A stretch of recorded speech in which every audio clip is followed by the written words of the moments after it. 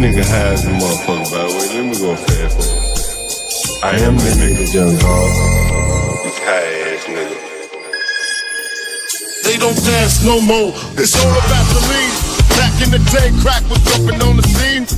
Now they slumped on the sidewalk. Can't talk. Golden era faded, but we still feel the rock. They used to be kings, now they lost in the scheme. Popping them bottles, throwing money, living dreams. Now they zoned out and mumbling, fumbling. No rhythm in the city, the whole shit crumbling. They used to rock the house, they was riding through the streets. Remember there was dancing, sliding to the beat. Now it's poison in their veins, ain't no pulse on the street. Guess it's over now, they accepted defeat. Back in the day, the rock had a wild and free. Different story now, they got no energy. The new drugs got them slow with the hit unload. Out close and they don't dance no more. Block used to be jumping, top shit they was on. Now it's lights out, guess the thrill is gone. I am the nigga, young dog. I bring it to you rough, rugged, and raw, nigga. They don't dance no more, it's all about the codeine. Back in the day, they was rocking on the scene. Even dancing in the rain. Now they nodding off. Shit just don't hit the same. I am the nigga, young dog.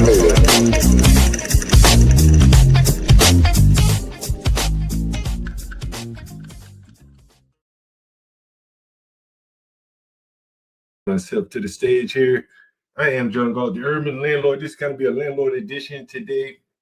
A couple of things we'll talk about is landlord, a couple of things that I've already uploaded to the channel as videos, and I guess we'll start off there. That's probably a good place to start.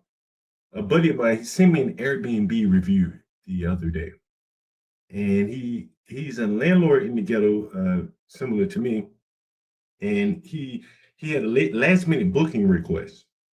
And typically a last minute booking request from his standpoint is not a great thing because that person typically, down to their last options and they chose him. In this instance, I don't think this person was down to their last option in terms of money and stuff like that. They were probably down to the last option as a last minute booker for whatever reason. So we'll take a look at that video first, start off the Landlord edition. Mic check. Is my mic not good? Let's see.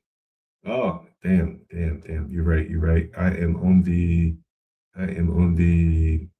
camera. So this should be better right here. This is the Rode microphone. This should be better. Let me know if this is better.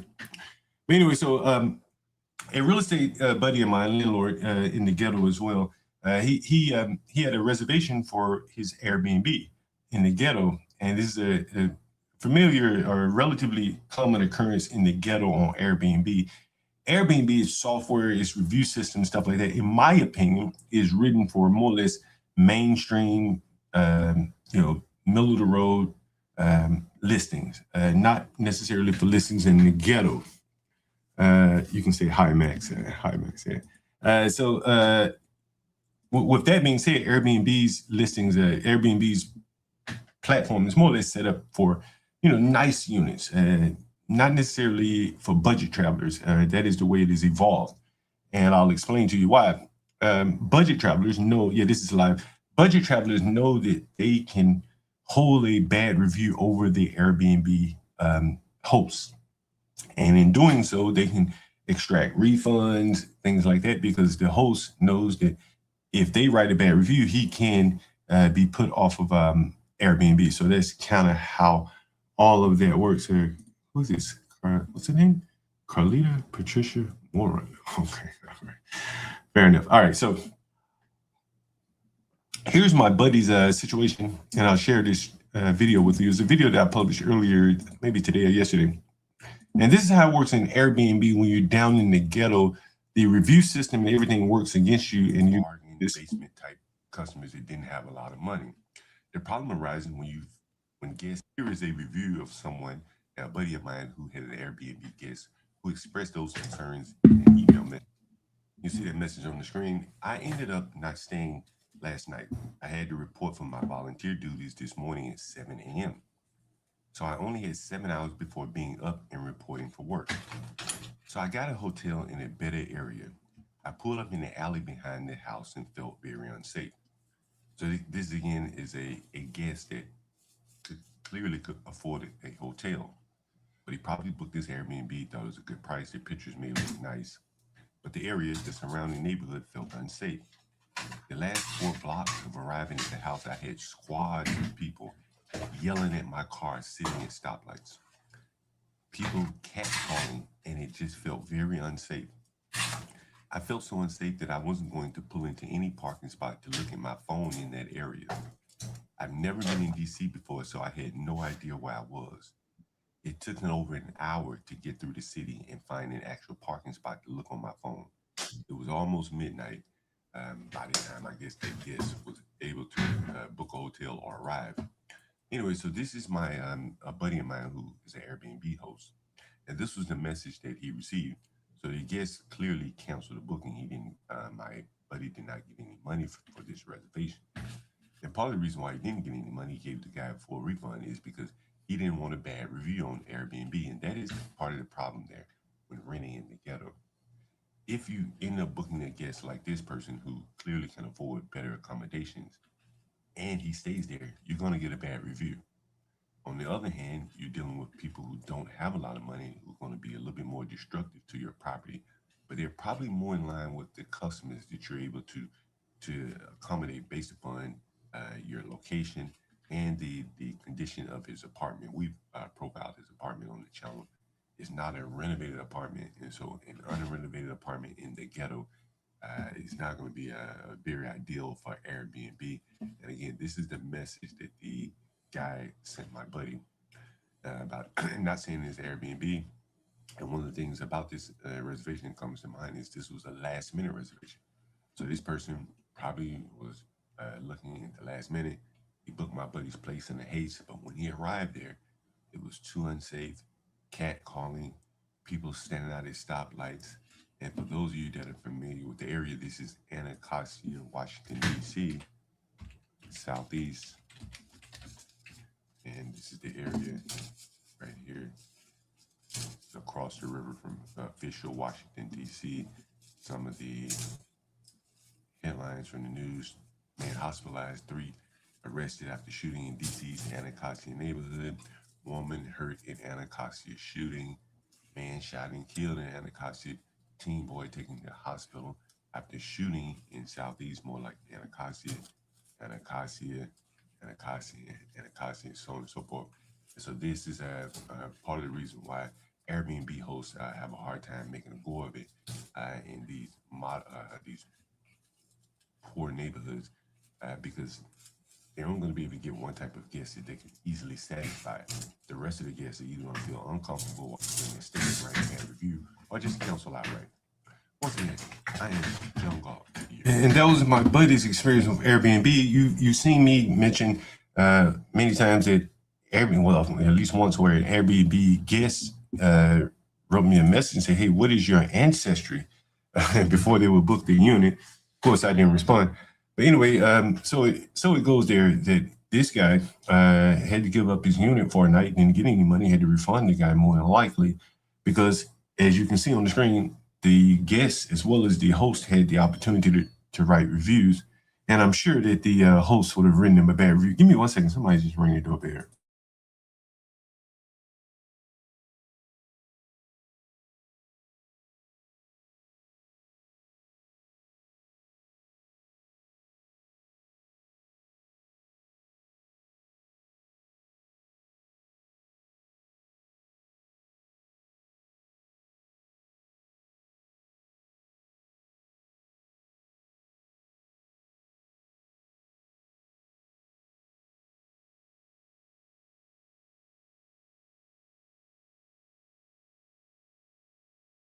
The solar power people asking me, do I want to buy solar? I'm in the ghetto, so they're selling solar power all the time around here.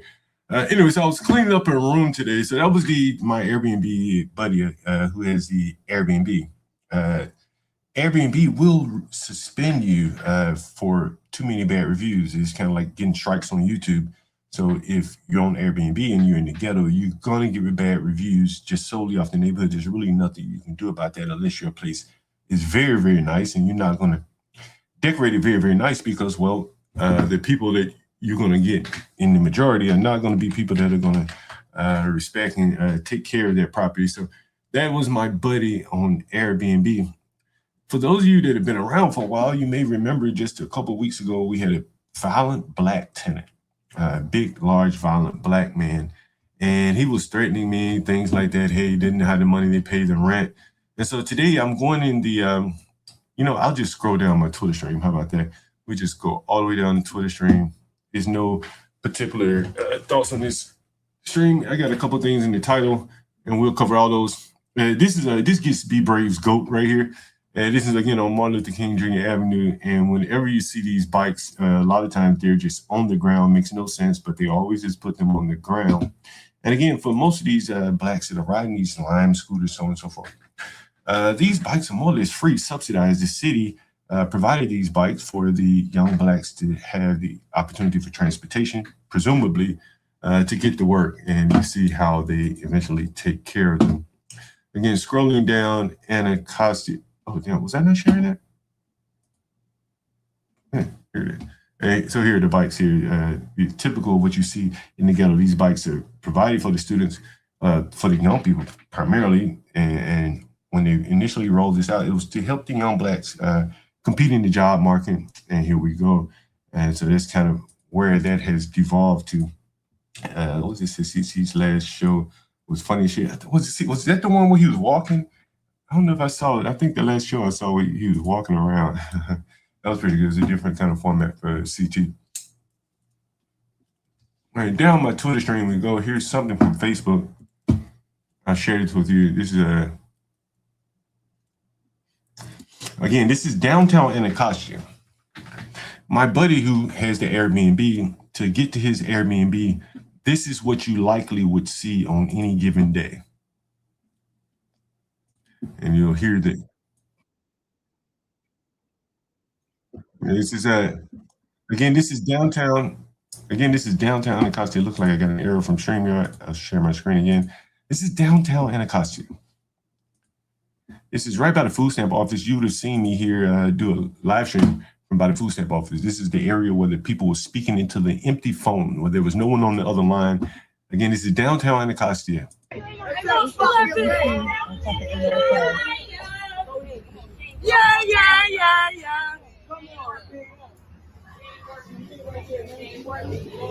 I'm gonna moonwalk your ass. I'm gonna see you somewhere, gang, and I'm gonna take your ass through there. Bitch, I'm from Jersey. I'm gonna take your ass through there. I swear to God on your man. Take you through there. Fuck that bitch. Let's do that. This shit is fucking watch that ass. Watch that motherfucker. You don't just let out fucking hands up, right? I'm fucking I'm into this cuz. What? Does it seem like it's steady? You think you jail twice? You abuse power. You're fucking abusing power. Get the fuck out of here. You're abusing power. Get out. You get the fuck out. You don't Hey, black people don't do powder, bitch. Black people don't do powder. I don't have a power struggle. I'm not white power. You are. No, I ain't. You said nigga, right? Yes, she did. I heard you. Yes, she did. I swear that's a man right there. I swear that thing in the red is a man. And she's doing a good job of imitating a woman over here in the ghetto in the beauty desert. She fits right in with the other women. White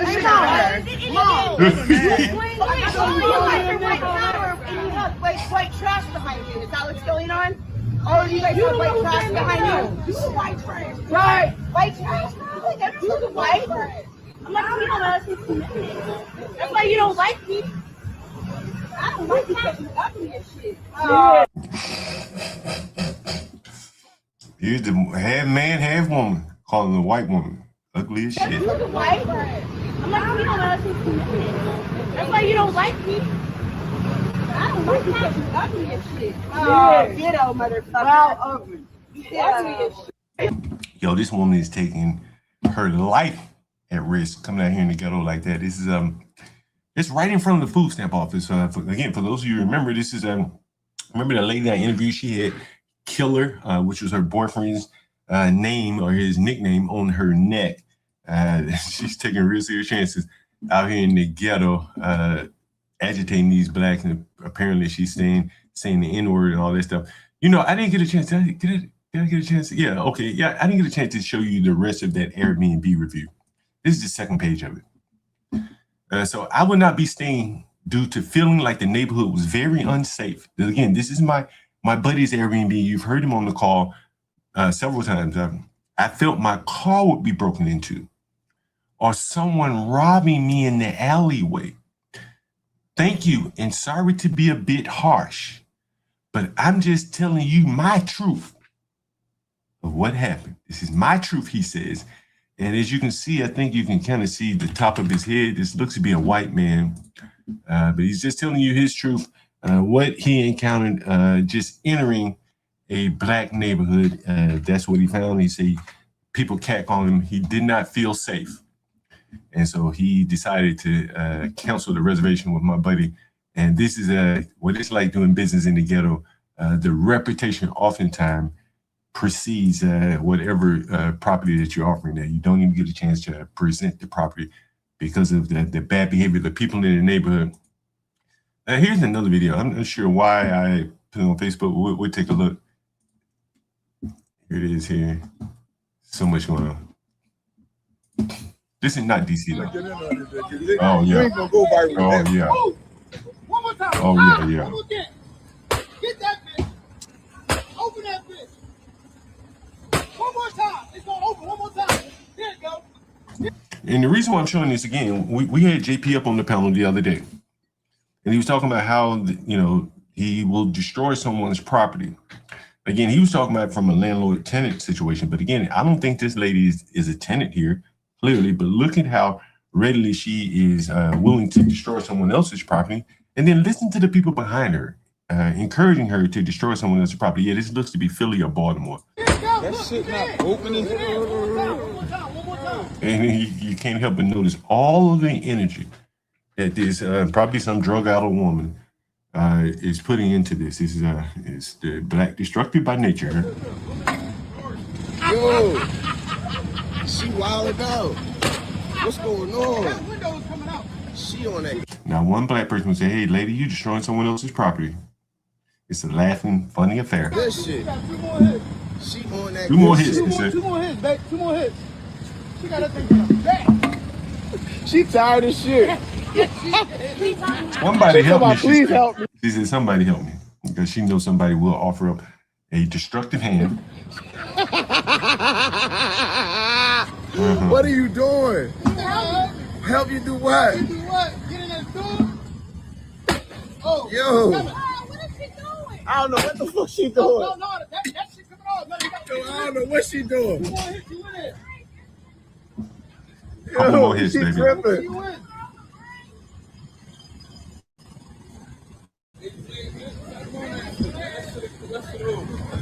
Yo. Still going. Nah, still going. No, she in it. She in there. Oh shit. Jay, you got 2 more hits, Jay. What you doing? You in there, Jay? She She in tired there. as shit. People in there. Look. It ain't nobody in there. Look. Yo, She in nobody there. It's clearly an abandoned down building. there. Look, she see there's somebody in there. No. It's an abandoned damn building, and she's done her damn best to destroy it. These people don't put that kind of energy into building anything. They put that kind of energy into destroying. And again, I saw this tweet come up in my timeline, and I'll see if I can find something from YouTube here. Here it is.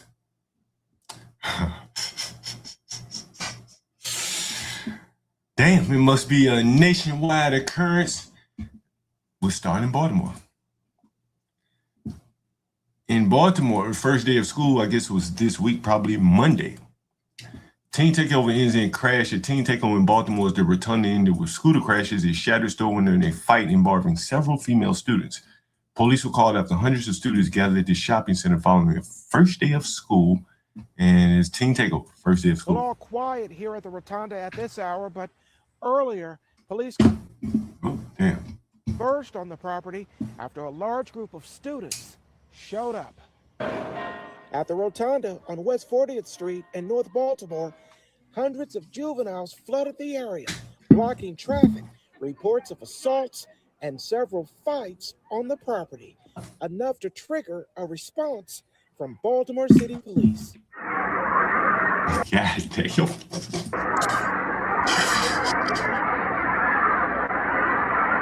there. This fight caught on camera. Officers seen trying to pull two girls apart amid a huge crowd as other students gathered across the property. It's concerning because this has always been a safe place. This woman, who's protecting her identity, captured the images on her cell phone camera. The noise brought her outside to her balcony at her apartment as the disruptions broke out below, including a crash. A student on a scooter apparently slammed into a vehicle. I'm nervous here. It does leave you feeling a little bit uneasy. I moved here in this area because it was a safe area where we can all go to the businesses. I've had nothing but positive interactions. Damn, they're not even showing this lady. It's so amazing. Here and with the businesses. So just to see something that was starting off as friendly turn a little violent was concerning. The so-called teen takeover broke out at about 4 p.m. Monday. Students at the Rotunda tell us there was a social media post to meet at the Rotunda after school. Hundreds showed up on this back-to-school first day of classes at Baltimore City Public Schools. Jesus Christ, what are these kids learning? Soon, BPD officers... Look at that right there with that fire red weave. Jesus Christ. Have mercy. Soon, Have mercy. BPD officers moved in, told by property management to clear the property. Everyone, students and customers. Yo, these kids out here smoking and shit. That boy got a cigarette on his here. You see this shit? To clear the property, everyone, students and customers, had to go. Look at this. We found this once the crowd cleared. A glass front door shattered at Cinnaholic, the gourmet cinnamon roll shop. I mean, they're going for the lowest of businesses now. They run all the high-end businesses out of Baltimore. Cinnabons and shit like that. That's all. Police say one of the teens riding a scooter lost control, smashed into the front window. And to the blacks, that would be another job created. And again, in Washington, D.C., more of the same. This is the first day of school in Washington, D.C. You'll see this, the kids are hanging out at Chipotle. And more of the same. First day of school, D.C. police, fire, and EMS were dispatched to the area of the Gallery Place Chinatown. This is downtown Washington, D.C., not far from the White House, the metro station, at around 5:30 p.m. for a juvenile who had reportedly,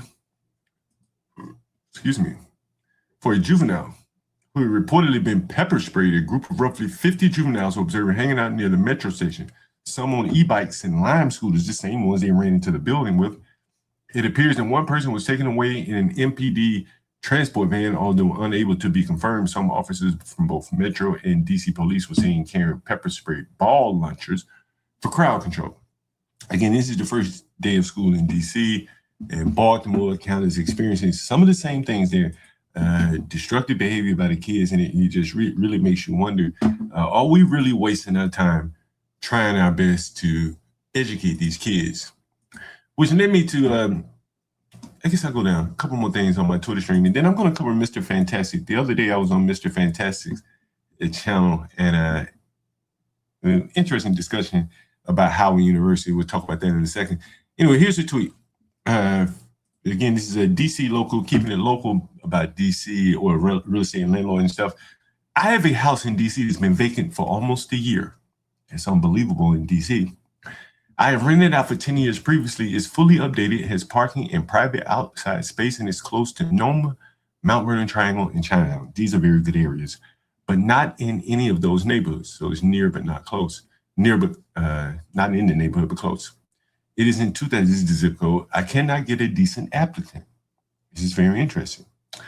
I previously rented to a voucher family, that's Section 8 for the uninitiated, and while they destroyed the house, I've been willing to accept another voucher on market rate payment. I've already explained to you why they're willing to do this, because of the absurd rent payments by DC's housing authority for Section 8 voucher payments. And if you have forgotten what those voucher payments are, I'll show you those for effect.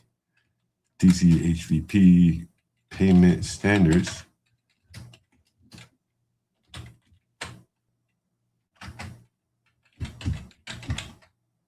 and you'll see that. And see payment standards, and here are the payment standards that she's willing to accept. Here are the payment standards. These are the payment standards for Washington, D.C. And this woman likely has a house that's I don't know, maybe it's 3 to 4 bedrooms. So if you're looking at the payment rate there, she's looking at $5,300 on Section 8, and that's what she previously did. She was previously a voucher holder. I previously rented to a voucher family and widely destroyed. I've been willing to accept them again because of the high rental payments. I just cannot get any applicants without major red flags who want to move forward. Again, this lady has kept her house vacant for almost a year after renting it fully for 10 years. I've been on the brink of selling for months because I cannot pay this mortgage out of pocket forever. Looking to get a local perspective on absolutely anything that I can do differently. And again, this is one landlord, and I was talking to a buddy of mine about this. Part of the reason why they are willing to accept Section 8, even though the Section 8 family destroyed their houses, because Section 8 pays so much, as you can see right here. This is so high that people are willing to accept a Section 8 payment, Section 8 tenant, even though they will destroy your property. And so she's willing to go along for the ride again. But look at how she has easily discriminated against market rate participants, the people who get out and work every day and don't have a voucher. She's more or less willing to accept the voucher holders over regular working class people because regular working class people cannot afford to pay and keep up with the Section 8 tenant holders. So she's left her house vacant in a very viable area for almost an entire year. And that's telling. That's very, very telling of the rental laws being so stringent. And she, I'd be very hesitant to rent to anyone, particularly at the rates that she would have to rent to. And if they decide not to pay her for whatever reason, she has 2 years of trying to put those people out. And that is why she would be willing to accept Section 8, even though she knows that they're going to destroy her house. That is very, very interesting. I think I reached out to this lady, tell her some of the things that I think she should do, which brings me to mind. A neighbor of mine, he says, John, I can't afford my house anymore. He says, I need to start doing what you're doing. I said, what, rent rooms? He said, yeah. And I said, you just, whenever you're ready, just let me know. And I got to thinking, like, how many unused or underutilized houses are in these ghettos where grandmothers are living on one floor of the house, can't climb the stairs, things like that. And the rest of the house goes unutilized. There's probably a viable business there. Someone that can come in and more or less tap into the value, the rental value of some of the places in these people, the older people homes in particular, that are not using, particularly here in DC, we have a lot of basements that it's more or less, I guess you could say many of them are illegal to rent. Here's a guy, another real estate story. Here's a guy that was on my channel. I was actually on his channel. Actually, there's another guy, but we'll listen to him. And he's talking about the lies that real estate tenants tell. These are some of the things that JP covered. Around it. Number 3 is there. So these are the 3 biggest lies that tenants tell on an application and how I get around it to make sure I get a quality tenant. Number 3 is there a number of people that will be living in the property. People tell me all the time the worst one is me and my fiance. Fiance, in my opinion, means boyfriend. It does not mean fiance because no one wants to say boyfriend because they look at that as unstable. Right. They'd rather say fiance. Right. When you say fiance, I want to run a background check on him as well. I don't accept it as just you. So that's the first one. And you have to verify who's going to be living in the property and who is not. And you're going to say, well, why do you have to care so much? Who lives in the property? Because a lot of times that person might be the main breadwinner of the household. Now, maybe not, but instead of me trying to figure it out, I'm going to screen them, which comes back to my next step.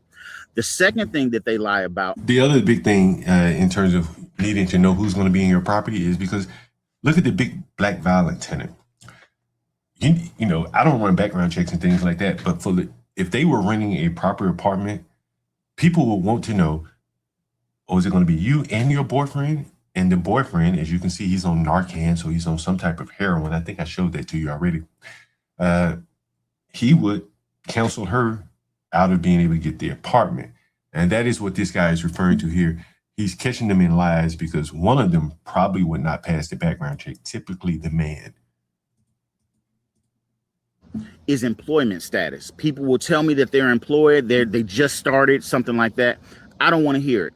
We use bank data to verify their ability to pay rent. Instead of us trying to hunt down and see if they go after pay stubs. I had a lady give me fake pay stubs where she wrote them out and they literally had the same date and the same serial number on the pay stub because she didn't know how to fill them out. Instead of going through all that, we use bank data because bank data, instead of me showing your pay dates, it will show how money comes into your account, how frequently it comes in. So if you get paid every 2 weeks, every week, it shows me the average of how much is coming into your account. Now, I don't look at their bank statements. Now, one of the things, you know, you could probably extrapolate from what he's saying is that if you're looking to see when the money is coming in, then logically, when you want your money to be paid to you at the same time, that is what I do. I provide weekly, bi-weekly payment options. No one gets paid monthly anymore. Very few people, maybe the school teachers get paid monthly now, but everyone else is getting paid daily, weekly, or bi-weekly. So I like to schedule my payments along the times that they will get paid. If they don't pay you once they get paid, then they're not going to pay you. That's just how it works. And at that point, you will have to sign that, you know, they're not going to pay you. You don't have to wait till the first of the month to realize that, hey, this guy has been spending my money all month and now he's not going to pay me. And I think this would be a natural progression for most landlords. When you look at all the Uber drivers and things like that, they get paid every day. They can cash out daily. Why are you charging them monthly? That doesn't make sense to me. It used to, but we use a service that looks at their bank statements and actually shows us the income. And the beautiful thing about this, why I like it, is because in this gig economy, it counts everything. So it counts their Uber driving, their door dashing, it counts their regular paycheck. All the ways they bring in income, it allows me to count that and add it in. So I get an accurate picture. And I can see their payment history with bills and things like that. Not seeing their transactions, but actually seeing a summary that the software gives us of their bank transactions so we can make an informed decision. And it gives us a score. And that score is unique to that particular rent. So this is very interesting. This is likely some AI being used to filter through tenants. And what he's about to say is that this credit scoring type system gives him a credit score for tenants at different rental rates. This is very interesting. Might score a 100% on a $1,200 rent, but on a $2,500 rent, they might only score a 50. So they might be more risky. The third thing that they lie about is their overall income. People have a tendency to lie about their income, most of all, because they're trying to show 3 times rent. My service that we use, the bank data service, actually looks at their overall history of income over the last 3 or 4 months. And based on that information, it will tell me an average of what they hold in their account. Again, it doesn't show me numbers or anything like that. It will tell me in relation to my rent. Do they usually hold two times my rent? Or do they usually get in 1.5 or 0.5%? Again, you know, of my rent, so I can see where they stand without going too far. Right, and this is what he's saying without going too far. Effectively, we're seeing this is like maybe the first wave of a social credit score. How are you spending your money? How much do you have in reserves every pay period? And you have AI that can go back and give him a summary.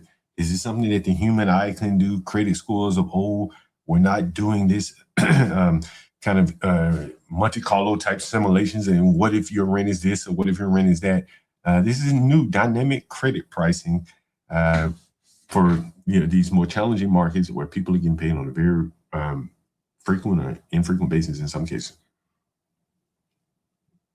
Anyway, very interesting. Again, this is something that I've been doing long before you hear these people talking about it. I realize that, hey, not a lot of these people are getting paid monthly. Hell, a lot of them are getting paid day by day. So it just makes sense to charge them kind of in alignment with what they're getting paid. Now, here's another interesting article. Again, along the real estate lines, this is an eviction or something taking place. Yeah, you're going to find this very interesting.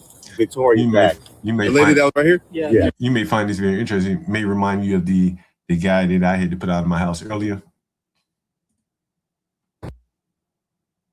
Jack. The lady that was right here? Yeah. Okay, cool. She on her machine. Okay, perfect. So Seems like Officer Robinson that was here that served the eviction, he advised you that nobody's supposed to be in there. So if you're here without Mr. Armando, is that your name? Armand, perfect. If you're here without his permission, you could be subject to arrest as far as violating a trespass. Okay. You were served an eviction. You're not supposed to be here without his consent. Well, I wasn't served an eviction. You were here. Officer Robinson just told me over the phone. Okay. The one who served you. All right. So you're either gonna leave the property right now or you're gonna go to jail. Yes, I just have to leave. Okay, yes sir. Perfect. That's your I just have to leave. Yep. Okay, go ahead and roll out for me, and we'll go handle her now. Is she riding with you? Are you her ride? The other lady that's in there? Yes, that's my father and mother's friend. Okay, cool. That's fine. Excuse me, sir. All right. You okay with us going inside? And so again, you know, there's a lot to unpack here. A lot of times when you rent to these black people, they will have more than one person in their property, and all of those people, they're so desperate. Any of them will are liable to say, "Hey, I live here. I have tenant rights here."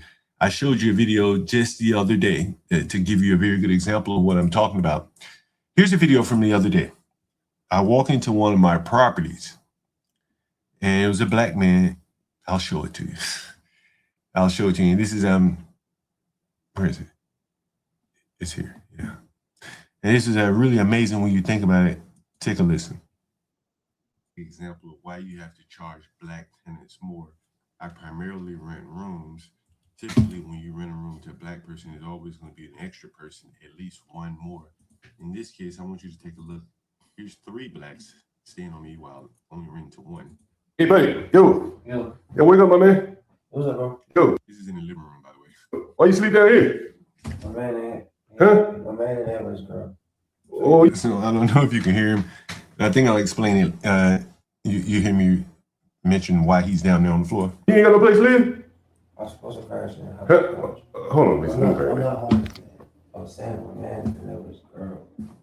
Say what? My man and there was a girl. Yeah. And he just asked me to step out for a second. I'm just chilling. I'm not homeless. I promise. But how long?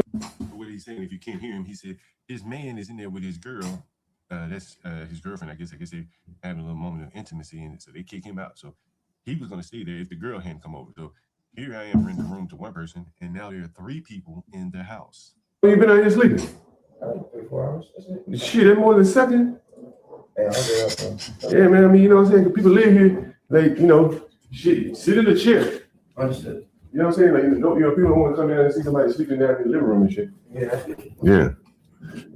Shit, you must be homeless because that floor hard as hell. Huh? No, man, I just stay a lot of it. Oh, you ain't got no place of your own. You heard him. He said, I stay a lot of places. Oh, man. I don't know if you heard him there. He said, I stay a lot of places. That's the word, the operative word there. They don't live anywhere. They stay places, a lot of places. Oh, you ain't got no place of your own. I do, but I was crashing on that. That floor hard as hell. Huh? No, man, I just stay a lot of it. Oh, you ain't got no place of your I own. stay a lot of places. For those of you that think that means nothing, that means a lot. This is where their mindset is.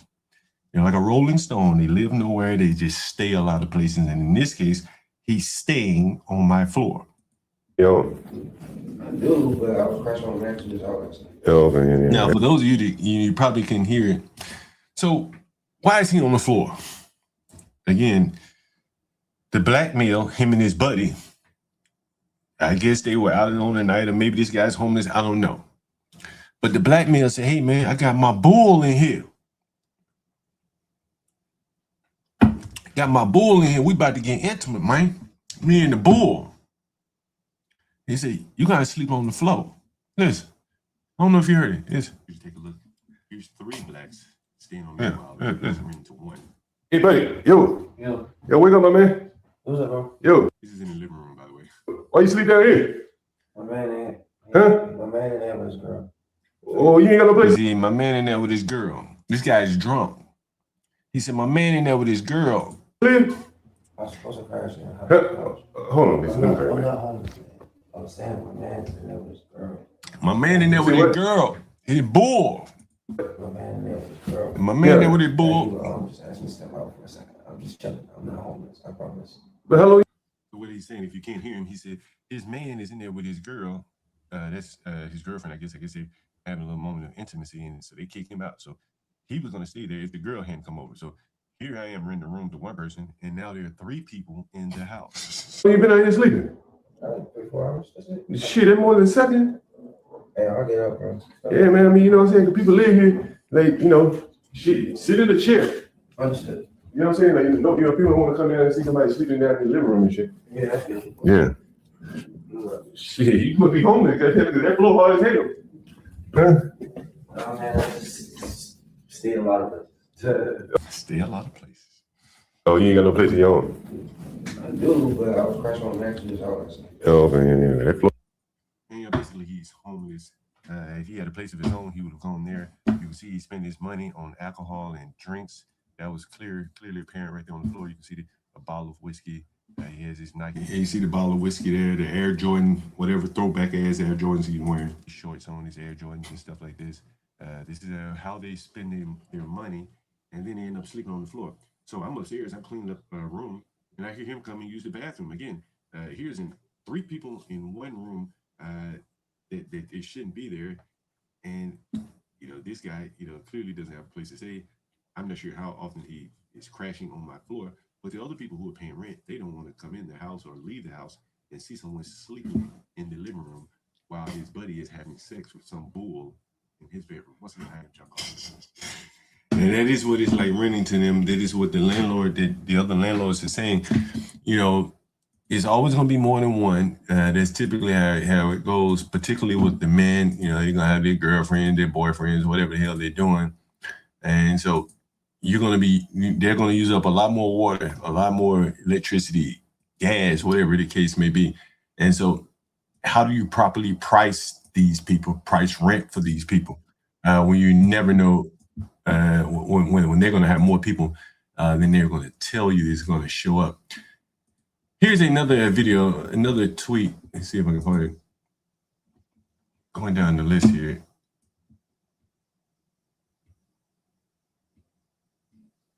Damn, I don't know where my bookmarks are. Hold on. Let me pull up this one. You know, we covered Gary a little bit earlier this week. Gary, Indiana, parts of Gary, Indiana, having trouble with water. Of course, the mayor goes to Don Lemon to explain their predicament with water, and here's his explanation. This is, to me, it feels like neglect. Do you think that some of that neglect comes from or is happening, if you feel that way?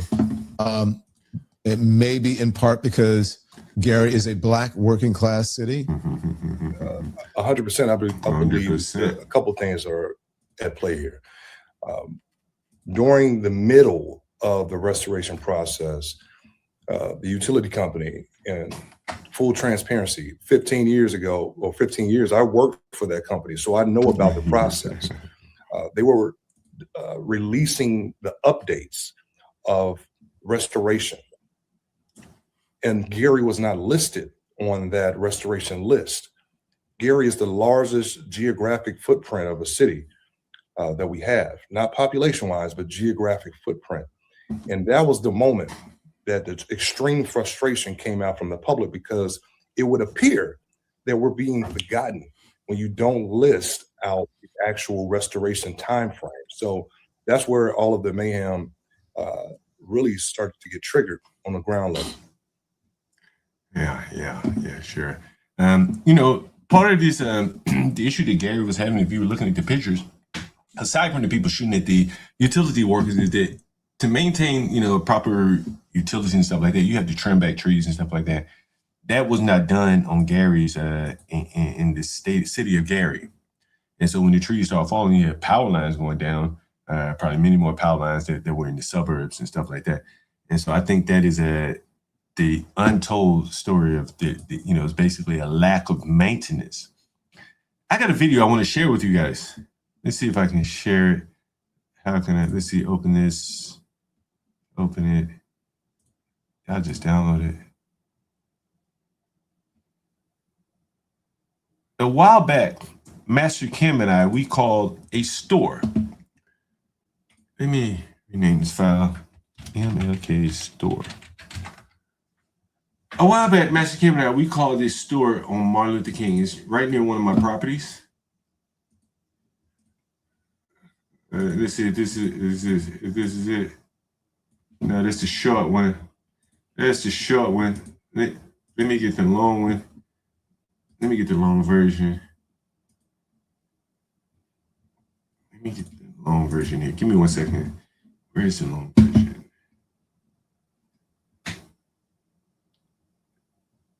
This may be the long version here.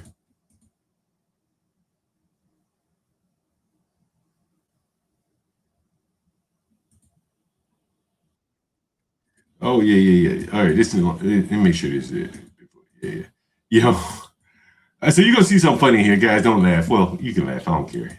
All right, let me see. Let me do it like this. Copy.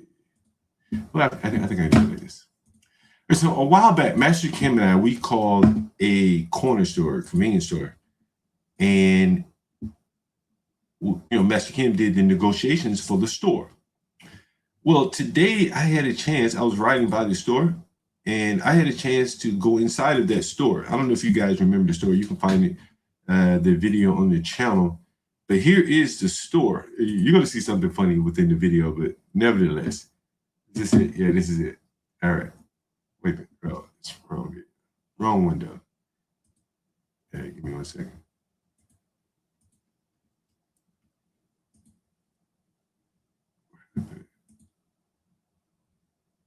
Where the hell did I put it? Hold on. Let me launch the video. Then I do it. All right. Where is it? Where is this video? All right. Let me do this. Copy. Anyway, you're going to see something funny here in this video. Let's see if I put it right here. Paste. Here. Oh, shit. I got to do all this. Let's see. Give me 1 second. Let me do this. I'm trying to open it up in a window. Man, let me just give myself access to the damn thing. I thought I should be able to share the window. Give me 1 second. I thought I should be able to share the window here. Share screen window. Is this it? Oh, okay, this is it.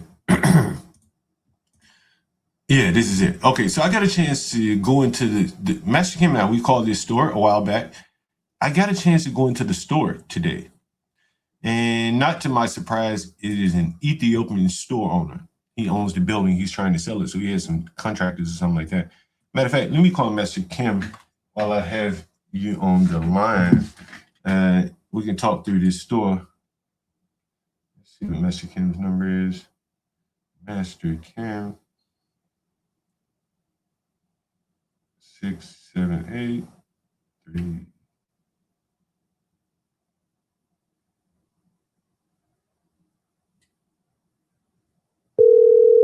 Yeah, let me call Master Kim.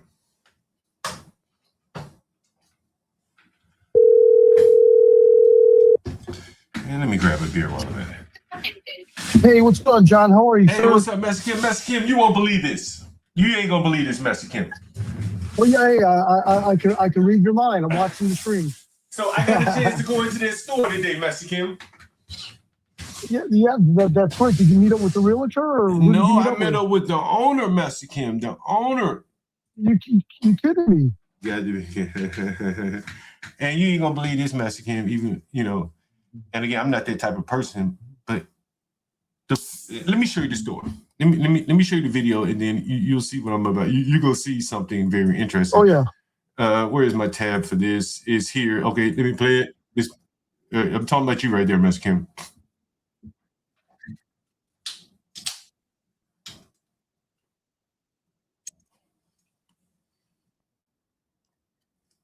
Damn. Hold on, let me show you the lights. Damn, I had to. Oh, there it is. You can see it now, right? You see the store? You're gonna see something. There's a funny moment coming up. Real funny. It's funny now.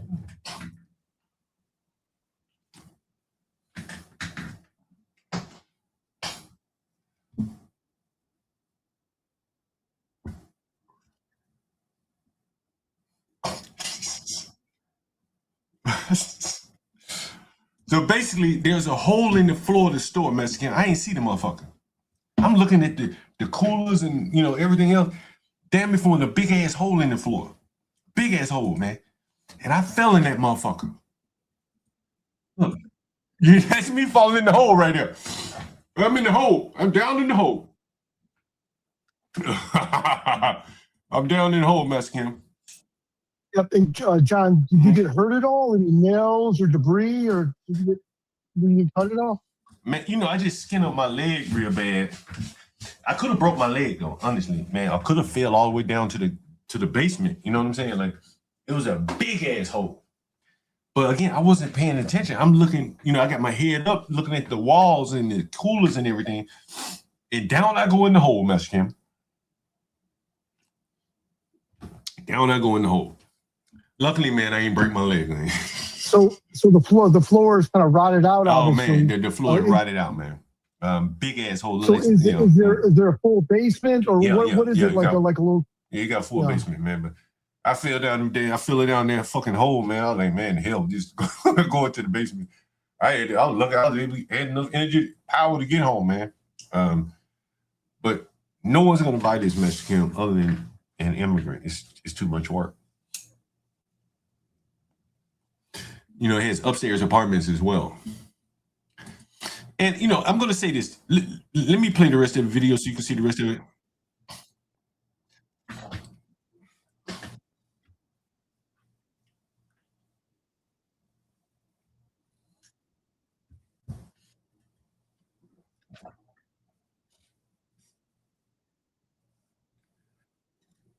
So this is storage area back here. This is pretty nice ass, I guess, right? Little bathroom back there. And so that's the first floor. Decent sized store, Mexican. It's got a basement, a backyard, and upstairs apartments. But the man is old, as you said, Mexican man. I don't think anyone is going to buy it other than another immigrant. That's my thoughts on it. You know what else is interesting? Damn, did we lose Mexican? I think we lost Mexican. Sorry about that. But anyway, what's interesting? I was on Not. No, I'm on. Oh, okay. I'm on. Mexican. I was on Not for Humans panel the other day, and there was some guy named Chicago Rilla. And you have to be a member of the channel to go back and see it, but it really highlights what I'm saying. He put out a big clunky pair of Pharrell Adidas. Does anyone know what those look like? Anyone know the Pharrell Adidas? Pharrell Adidas, right? Pharrell Adidas. And they were big clunky ass pair of shoes. Pharrell Adidas. They were big and clunky, man. And this guy is 56 years old. His name is Chicago Rilla. And I asked him, I said, man, how much money do you think you have invested in shoes? Just shoes alone. And I want to say he said $50,000 worth of shoes. Sneakers. Strictly sneakers. 50,000 Mexican. Yeah, that's pathetic. For $50,000. Overgrown kid. Those type of stupid ass investments that got nothing to do for the family, right? Or find stupid versus buying a lawnmower. Well, that's for the whole family to put the grass. It's just silly, man. Maybe lawnmower's the wrong example, but all of these material things just so this 56-year-old man could just keep on chasing after it. You know what I mean? I got to show you the shoes, Mexican. Amazing. They're called the Pharrell Jellyfish Adidas. And at one point, he mentioned that he worked in the retail section of Adidas. So it's a damn retail store. And here are the shoes, Mexican, the Pharrell Jellyfishes. And so when he told me he had $50,000 invested in shoes, I said, damn, that's a business. Am I wrong? That's a business. A 56-year-old man with $50,000 worth of shoes? Look, they're $400. These are the Adidas Addicts Jellyfish. Adidas. This is a black man, 56 years old, with $50,000 worth of sneakers. Again, now I contrast that with this business that's for sale. Master Kim, do you think you could probably pull off this business with 50 plus in cash? You probably could get this business based upon the way you negotiated with the man the last time, with his real estate agent. And the guy's old, Master Kim. He's older. He's not about to do a renovation in that business. Would you say that's fair? He's not about to renovate that building. Oh, yeah. And was he there just kind of assessing the property or cleaning up today? Like, what was he there for? I think he was there talking about he want to renovate it so he can sell it, but he's not going to do that. That building needs probably $300,000 worth of work. And he's Ethiopian in his 70s. He's not doing that. It's not happening. Not to mention, he's probably got to pull permits on everything, get an engineer involved, or even just swinging a hammer. He's got to spend some money. That's right. That's right. He's not about to do that, and then he doesn't even know if it'll work. Right? You know, he may not have the team to do it, as you said.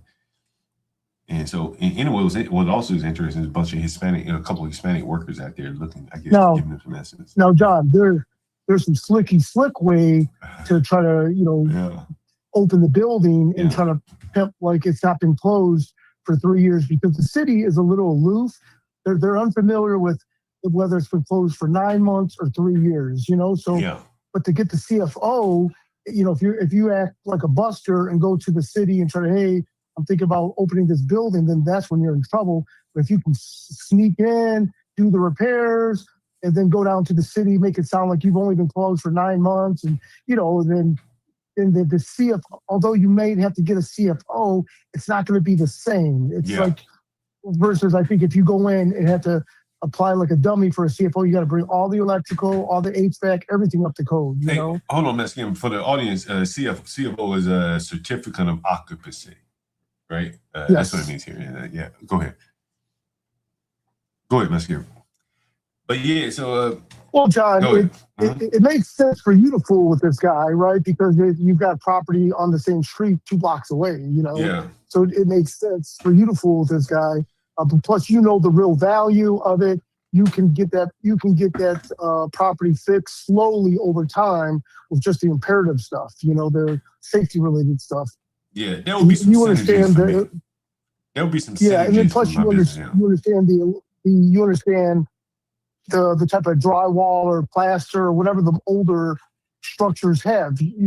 People from like Michigan or even in Florida, they don't understand what it's like to be looking at houses that are maybe over 100 years old. It's they're very expensive too, by the way, right? Yeah. You can't just come in and demo it and then build new or just go to Home Depot and that there's more. Hold on, Miss Kim. Hold on 1 second. Hey, Philippe, you on my stream, man. You want to talk some AI or something? Or you want me to give you a call right back? I can at the moment. Yeah, you want me to give you a call back? You got any good Negro news, anything you want to talk about? Let me hit you back. All right. Go ahead, Miss Kim. Go ahead, Miss Kim. No, I was just simply saying you understand all the ins and outs of that neighborhood versus the Ethiopian guy probably just doesn't, let alone. So you understand what you can get away with the city, what you can't get away with. And of course, that's important to you because you can come in on a very light budget and know what is imperative to fix to make it nice and hospitable, You know what's interesting, Miss Kim? Someone mentioned this to me, said, damn, John, you fell down in a hole in this man's store. You could sue him. I still feel where I fell down. I'm not going to sue the guy. But, someone devious could easily sue this guy and then use it as leverage to take the damn store or get a good price on the store. That would be in play because he allowed me in, didn't tell me there was a big ass hazard, there were no lights on, and I fall down a deep ass hole. I could have killed myself. I could have broke my leg for sure. Or my ankle for sure. And could have fallen all the way down to the basement. And anyway, so John, that's a tough one, right? Because normally you would just develop equity by just not doing anything. Hopefully you can get a good deal, but this is a rather severe incident. This isn't just you tripped on a crack of his sidewalk, right? This is a very severe thing that happened. Yeah, I'm inside the building, man, and I go down, man. Like, I didn't even see the big ass hole in the ground. And, you know, I tell you, I was once sued, man. A lady that shouldn't even been on my property got drunk and fell down. And she said, "Oh, I'm hurt." And the insurance company, they don't even see the veracity of the claim. They just pay, man. They just pay, like, and then they just raise your insurance in return. So, you know, for people that have a hustle mindset, I could have easily come up on $300,000-$400,000 easily. You know, hey, my legs, bro, I can't go to work. I'm injured, you know. Well, John, I guess there is something to what someone said, and I think it could work like this, right? So today you go to a little medical clinic just to get looked at. You know, you got this pain. And then you know, if you did file a suit, you'd file a big suit, and then you do what's called a lis pendens, which means you cloud the title. Yeah. Right.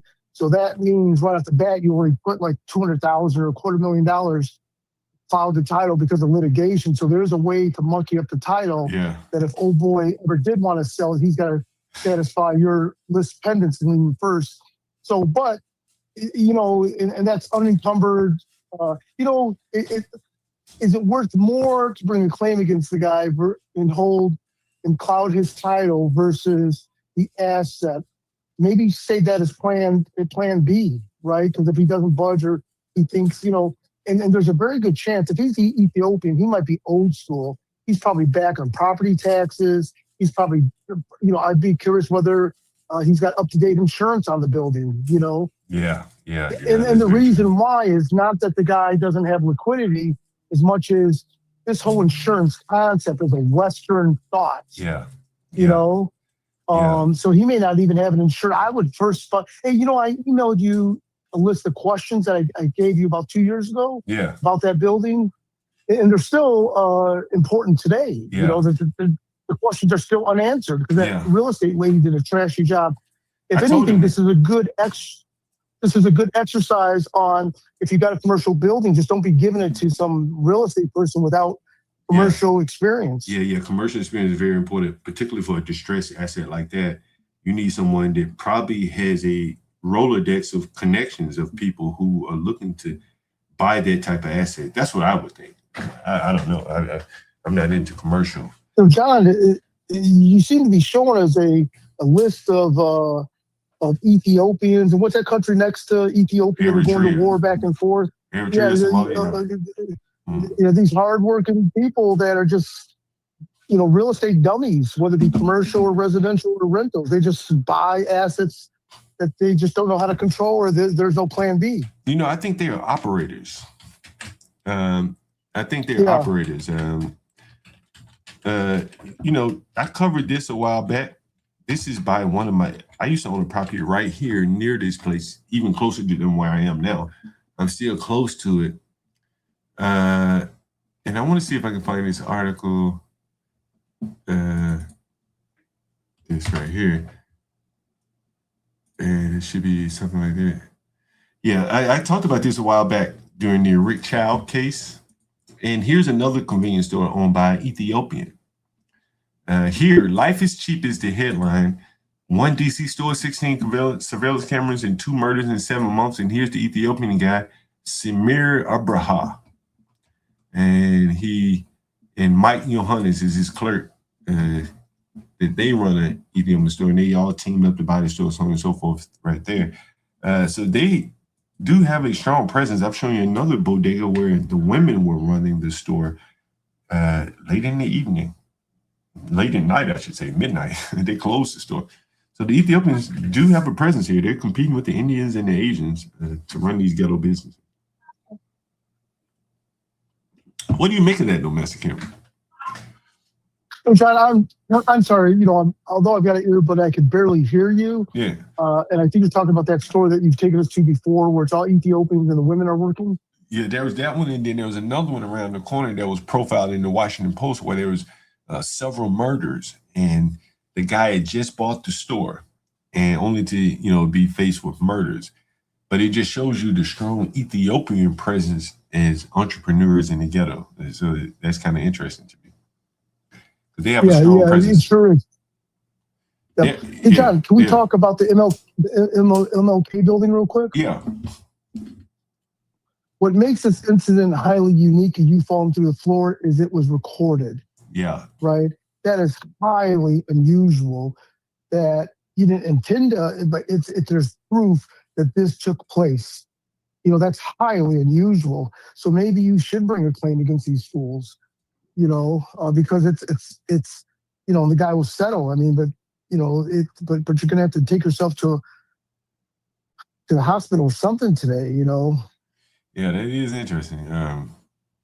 You know, man. And not that this is a tactic by any means, but this is rather severe what you went through today. This is not a what if it had been someone else? Yeah. I mean, like, bro, I could have killed myself, or at least like me breaking my leg would be basically you know, like that puts me down. I can't do anything, you know.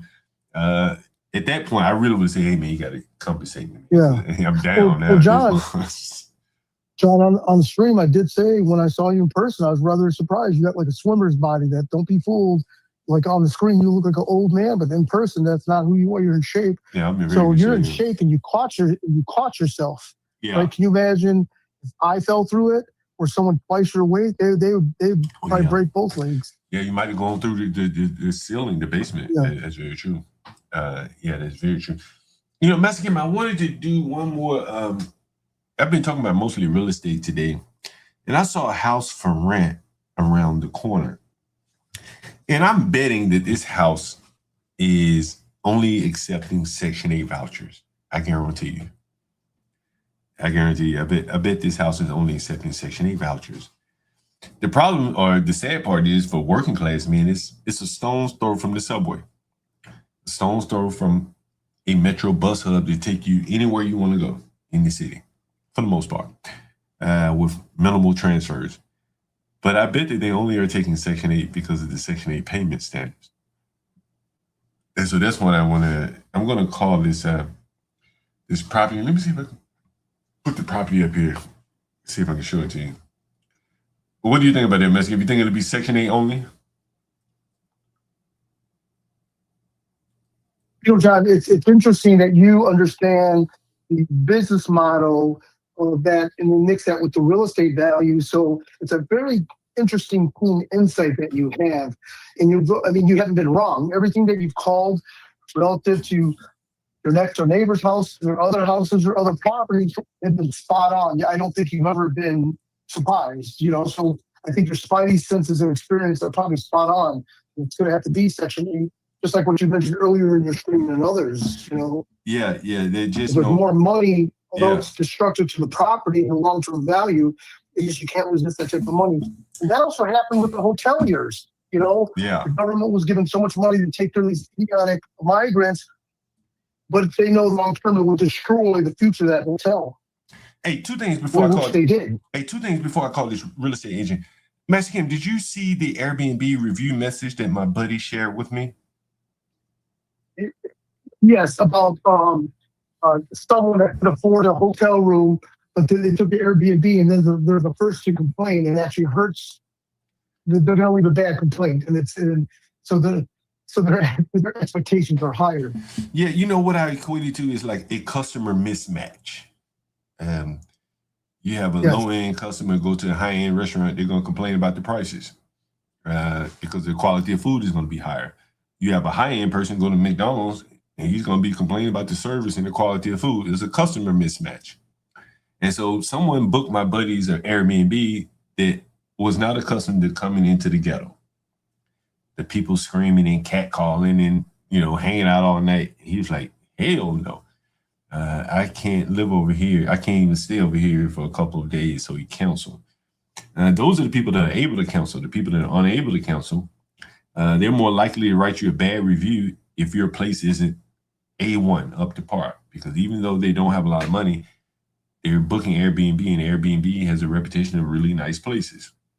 So that is kind of the catch-22 that my buddy is into. And so it's kind of like strikes in YouTube where you get too many bad reviews. It's like a strike and you're out for a while. They make you sit down and review your listings.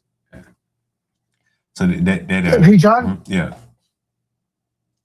May I ask you about the tenant that did the strong arm robbery. Ultimately, he did leave. What triggered him to actually leave? Do you think that somewhere deep down inside his piece of shit little brain and heart, he had some like a half an ounce of dignity, or what triggered him to actually leave? Man, I'm gonna have to see that on the members only channel. You know, I have this thing. I was telling my buddy, the guy with the Airbnbs, years ago. He used to rent for me, and I was telling him about my big joker. I call it the big joker. Then when I really need to get a tenant out, I can do that. And so I didn't actually use it in this instance, but it's kind of like you mentally massage him out, because he could have easily stayed as long as he wanted. The tenants know how to do these things. John, can you accept members only right now? No, not yet. Not yet. It's gonna have probably. Come on. It'll probably have to be on the Clips channel, because the Clips is probably closer to monetization. We'll see. I don't know. Than the Urban Landlord channel. I think they both probably are about the same track. If the Clips is set up, I'll do it right now. No, it's not set up yet. I think he maybe showed on some subscriber hours or something like that. But here's the house I wanted to show you. Where is this house? Oh, I have it. Let me show you. So here's a house that I guarantee you is probably, and they have to dance around these things. They can't say, yo, this is Section 8 only. But I guarantee you that this house is Section 8 only. And this is the government moving the market in ways that harm the little man. So here's the house. You can see the houses around it. These are, just regularly solid brick homes. It's not far from me. I'm not sure what the address is, but I can call her and we're going to see what she says. This is Arnez, Washington. I'll be surprised if she even answers the phone, Maskim. What do you think? Maskim, you think she'll even answer the phone? Yeah, she needs to cut. She'll answer the phone. She needs to cut them bushes back a little bit. I think that may be the other side of the house. But again, next door, yes, yeah. I'm sorry, you're right. Maybe, but the grass looks trimmed down. It's the other side of the house. Maybe needs to be trimmed. You want to talk to her, or do you want me to talk to her, Maskim? We could tag team or what? No, is this for the store? No. This is a house that I saw for rent. I want to prove out a concept. Oh yeah, that's out of my wheelhouse. That's all you. All right, let me call the person. I'm put you on three-way message. Hold on for 1 second. 202-907-3053.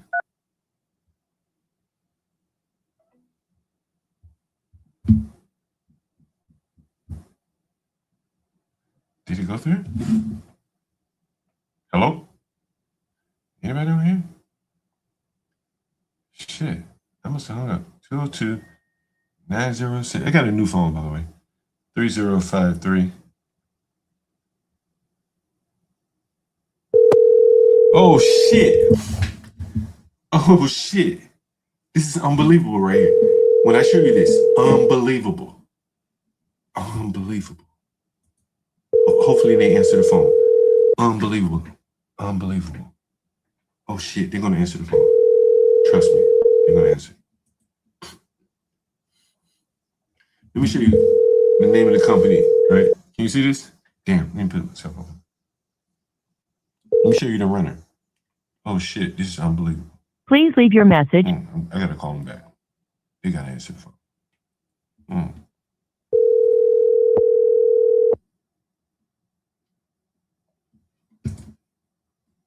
Hi, thanks for calling. Oh, yeah, I was calling about the house you have on Alabama Avenue. It's actually apartments, 3 apartments. Oh, I thought it was a house for rent. It says for rent, but it's their apartment. It's not the whole house? No, that's a multi-unit complex. 3 units. Oh, what, y'all divided the house up into apartments and shit? No, it was built that way. Really?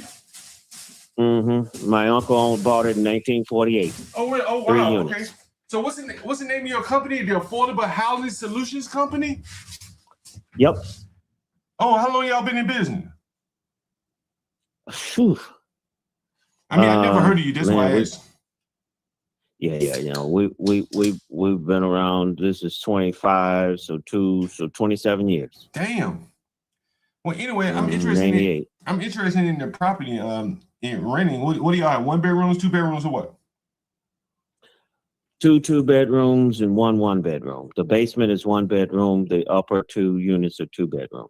Okay, and how much is the 1 bedroom? How much is the 2?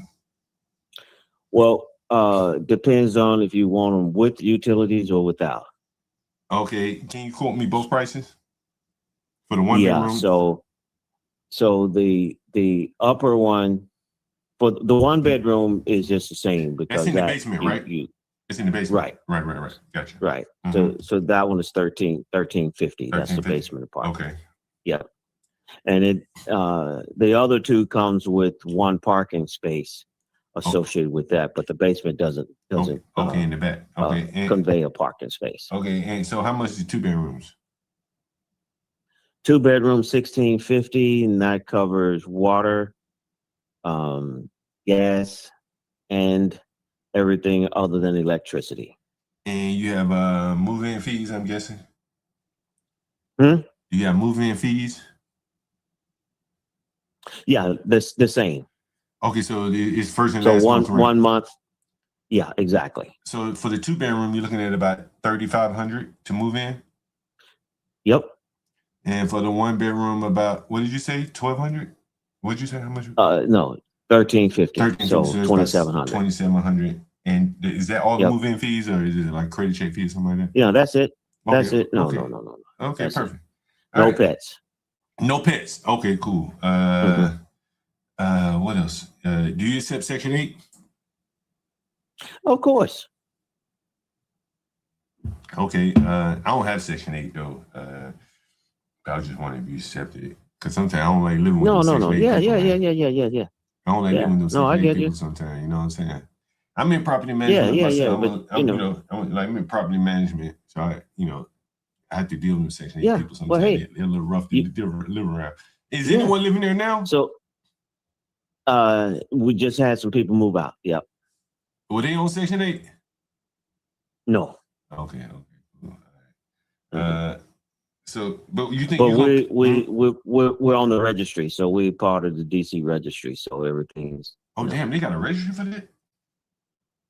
DC registry. Yeah. You know, you have to not Section 8, but I'm talking about the city guidelines to do the business. Oh really? Damn, that's great.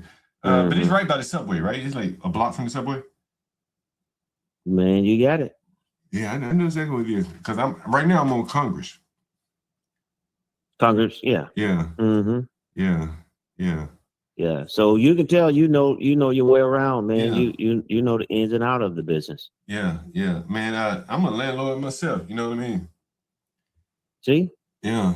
But yeah, so the unit next to my uncle's, well, we own it now, but my uncle before, the same. Those are 2 units, and then on the other side it's 2 units, but his was 3 units. Man, what's it like? But yeah, most people when they drive by, they just think they're. What's it like renting over there in Southeast, man? Because I rent over here in Southeast, boy, rough. Yeah, I mean, it just we haven't had any difficulties. The screening process. You just do that, and you just talk to people with respect. You kind of let them know what they can expect of you as a owner and property manager, and then you just say, hey, what you expect of them. So, but hell, you can tell them anything you want to tell them. They ain't gonna follow your rules half the damn time. Hey, I'm telling you, we haven't had any issues yet. Is that right? You've been doing it how long? Yeah. How long you been doing it? Over 27 years now. Again, we started in '88 in San Jose, California. You started. How long you been doing it in DC though? DC since 2000. Oh man, we in the 2020 club together. Man, I've been putting these blacks out, putting them in for 20-some years, man. See what I'm talking about? That's what I can tell. You knew the ins and outs of the business, man. You knew exactly what questions to ask. So that's the thing.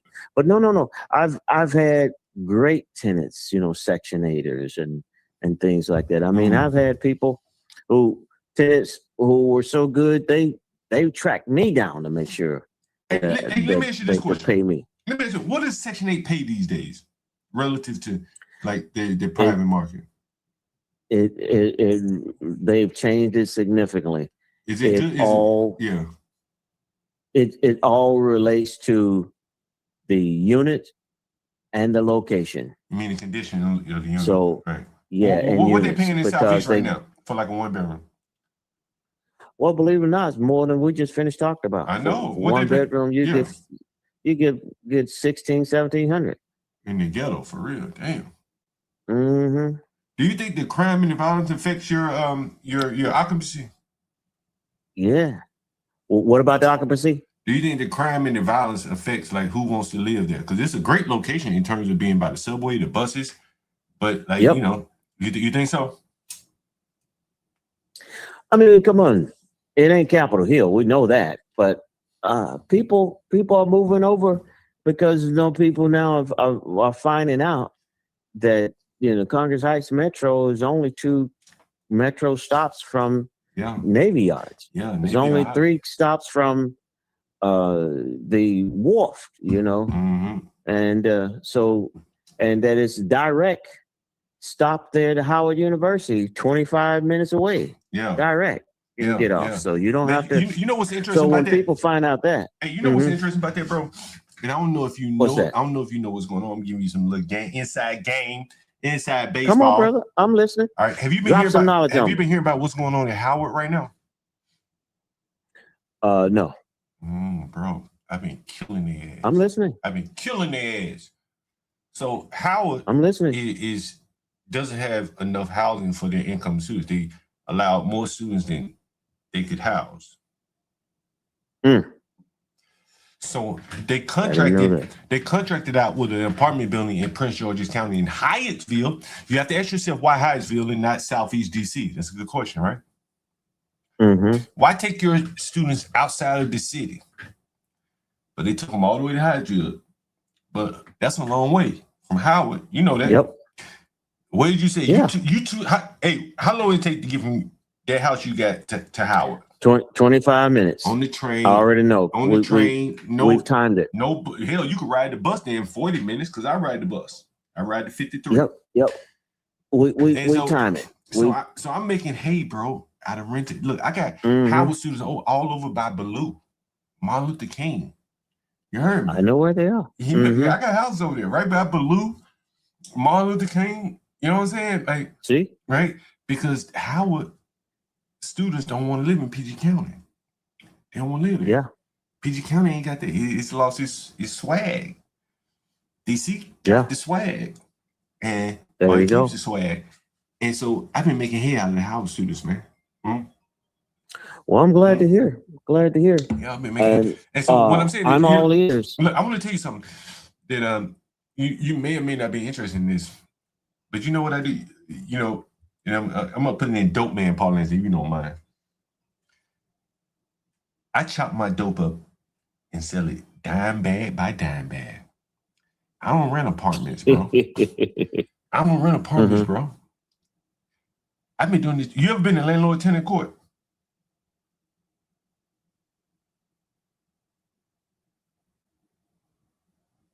That's a question. Have you ever been to landlord tenant court? No, I hear you. Have you ever been to landlord tenant court? Hello? What do you think about I'm asking you a question. Have you ever been to landlord tenant court?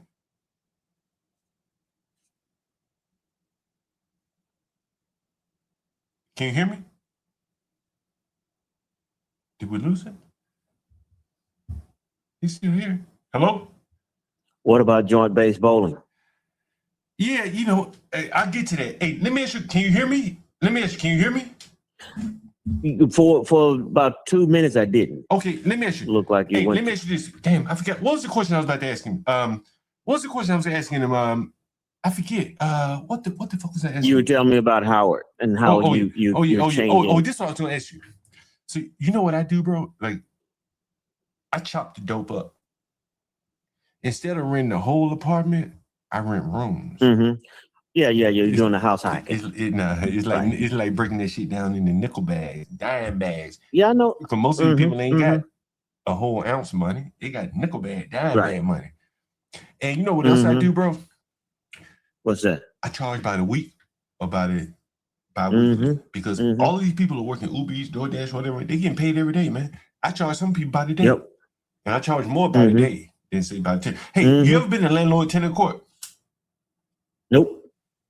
Never had to go. Me either. See what I'm saying? And now, how rare is that? How rare is that? You and I never been. Ghetto been in the 2020 club. So we know what we're doing. We're in the 2020 club. We know what we're doing. Hey, do you live over here in the ghetto or where you live? Yeah, I'm over there. Really? It ain't that bad over here. You know, blacks act a little wild every now and then. But it ain't. Yeah, I'm there. You know, we got Dunkin' Donuts over there. We got Chipotle there. Is that your Dunkin' Donuts? No, that ain't my wish. They should. They should give me some percentages of that. Why that? Your tenants. Yeah. Man, it's good to talk to a black landlord, man. I get a lot of calls from people that are looking for apartments and stuff like that. If you ever interested in chopping that dope up the way I do, man, I can give you a lot of expertise on how to do it with minimal friction. You make more money. I did that. Not to do tit for tats, but I did that in what year? 96 in San Jose, California. Yeah. I rented the place, and that wasn't mine. I was a rental. You did some arbitrage. I rented the place. It was six bedrooms, 3.5 baths. Yeah. I took the big master bedroom. Yeah. And stuck tenants in every room there was. That's how I saved my money to buy my first property. And then I lucked out. My first property wound up in San Jose, California. My first property wound up being a duplex. And with me, I didn't know, but there in California, duplex means both sides. You don't buy one. Yeah. So when the guy told me it was $210,000 what they were asking, and I said, "Which side?" And he said, "Huh?" I said, "Which side is it?" Yeah. He said, "No, Arnez, you get both sides." Yeah. I said, "What?" He said, "Yeah." So I bought that one for $210,500. They were asking $210,000. It was a foreclosure. I offered them more. I offered them $210,500. Yeah. But I countered on them. You wanted to make sure you got it. Is that right? That's why you offered. Make sure I got it because it was on a beautiful street. Yeah, it's on a beautiful street. This is my first deal. First property I ever owned. My nigga. And we negotiated that because it was a bank owned. The bank allowed me to pick out all updated. Yeah. So I picked out all the cabinetry, the floors, the appliances, and so I started out. And I asked my realtor, I said, because one side was 3 bedrooms, 2 baths. The other side was 2 bedroom, 1 bath. Yeah. I said, how much you think I can get for those? He said, well, for the 2 bedroom, 1 bath, you should be able to get about $850. Yeah. And for the 3 bedrooms, 2 baths, you should get probably about $1,100. Yeah. I said, okay. Hey, next week, $1,750 for the 3 bedroom, and I moved into the 2 bedroom. Live for free, damn near, huh? Live so for free. I started out with net from the beginning. So that's the game. So now you know why I fell in love with the business. Hey, I know. Hey, how did you end up here in DC from San Jose, man? Huh? How did you end up here in DC from San Jose? Yeah. Well, I came to DC because of my wife. I met my wife here where I was going back and forth. You got a sister gal there. You got a sister gal. You already know. You already know, man. Yeah, I don't have a Jennifer. Well, I don't have no Jennifer. I got me 2 sister gals. Yeah. No Jennifer, brother. My wife is from Jamaica. Oh, you got your tether. What they call them tethers and shit. I got me an African man, but I got me a good old black ass sister gal too. Yeah, you see what I'm talking about? Yeah. No, man, that's why you holding up. That's why I'm holding up. We don't have, we don't come with all that extra stuff. You know what I'm saying? Yeah, hell yeah. Man, it's good to talk to a landlord, man, like Strategic. myself. It's good to talk to a landlord You like got to myself. be strategic. You got to be, man. You got to be very strategic. You know what I'm saying? It's good to talk to a landlord like myself. Man, I'm going to pass some people on to you. I always get a lot of calls from people that, looking for apartments. I just strictly rent the rooms, man. So it's easy to kick their ass out if they get behind. I can't hear you, brother. Oh, you can't hear me? Yeah, I just strictly rent rooms. So it's easy for me to put them out. I can't hear you. Oh, yeah, I just strictly rent rooms, so it's easier for me to put them out. Can you hear me? Yeah, can you hear me? Hello? Hello? Can you hear me? I don't know what happened. We're losing. I can't hear you. Oh, can you hear me now? Can you hear me? I don't know what happened. Let's see. Give me a second. I don't know what happened. Yeah. Yeah. But anyway, I ain't gonna hold you up, man. You lost me for about 2 minutes. Yeah, I ain't gonna hold you up, man. I'll probably call you back, man, see how the rent is going, man. And see if you if you ever decide to do it room by room, I can give you some insight on that. I mean, you know what you're doing. I would love that. But we can talk about that and a couple things now. For DC, right now to find a unit to do that. Yeah. That's where I see DC the complications. So I know you said PG is losing the swag, but PG, you can find a 4-3 real easily. I don't want no PG, man. I've had a lot of people move in from like Charles County PG because DC got the buses to run all night long. So if you're a working class guy, DC, just think about where you are. Let's say you work late. The bus drop you off right at your house. Yeah. But if you lived in Charles County, it don't work, right? It don't work, right? Am I wrong? Yeah, no, you're right. Right? And so I've had people call me like, yo, I'm looking for a room. I got to get out of Charles County because I can't take advantage of working late hours, overtime, because how am I going to get home at night? Yeah. Right? So tell me, though, where are you going to find big property at decent value other than off of Kenilworth Avenue up there, off of Nanny Helen? Boy, I got look, here's my thought, man. Every house I got what now? Every house I bought in the ghetto, it been like a grandmama house. It been some grandmama. I bought one house from a crackhead, only one. And let me tell you, this is a funny story. So I'm on Georgia Avenue at the Bank of America, right there below the Metro. And so we go into closing, and the damn crackhead thought that he got his money right then and there. Literally, the crackhead said, "Wait a minute, I don't get money today? Like we're at the settlement table." He said, "Wait a minute, I don't get any money today." And the lenders and title people saying, "No, it doesn't.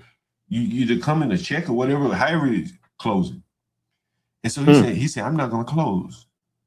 And so I said, "Man, how much you need, man, to sign these papers?" He said, "I need at least $1,000. I said, "Damn. The Bank of America ATM is right up the street. It only spits out $800. He took $800 to sign the papers. I bought that house for under $150,000, man. And it was in good condition. He was working, but he got off on crack. And, he was married and everything, man. He had a good life. Right? Well, hey, you know what? We got to talk, man. We got to find a time to talk. What's your name? John. I got some real good strategies, man. That's what I said. You got to be strategic. Yeah, so man. Strategy. Yeah, I got some real good strategies, man, in the ghetto. A lot of these older people that, hell, they can't even go up and down the stairs in their home. So they're kind of trapped on one floor or whatever. But not a lot of DC row houses have bathrooms on the first floor, right? So that's the problem, right? No bathroom on the first floor for these old people. The kitchen's on the first floor, but there's no bathroom. So they go upstairs, then what do you gotta do? They can't come back downstairs because they can't travel those stairs. That's the opportunity right there. You see what I'm saying? Like, I have tenants that are missing legs or disabled, and they have to be on the first floor. They can pass on a shower every now and then, but they got to use the bathroom all day, every day. And so bathrooms, or at least a half bath on the first floor, allows them to continue to live in their home. They don't go upstairs anyway, so why not rent it and get you some money coming in? Oh, hold on. Hello, Moto. Hold on. I don't even know how to answer this phone. Hello? Hello? Man, I couldn't hear you at all. Oh, man, I don't know what the hell's going on. But anyway, so what I was saying is I have tenants that are missing legs and shit like that.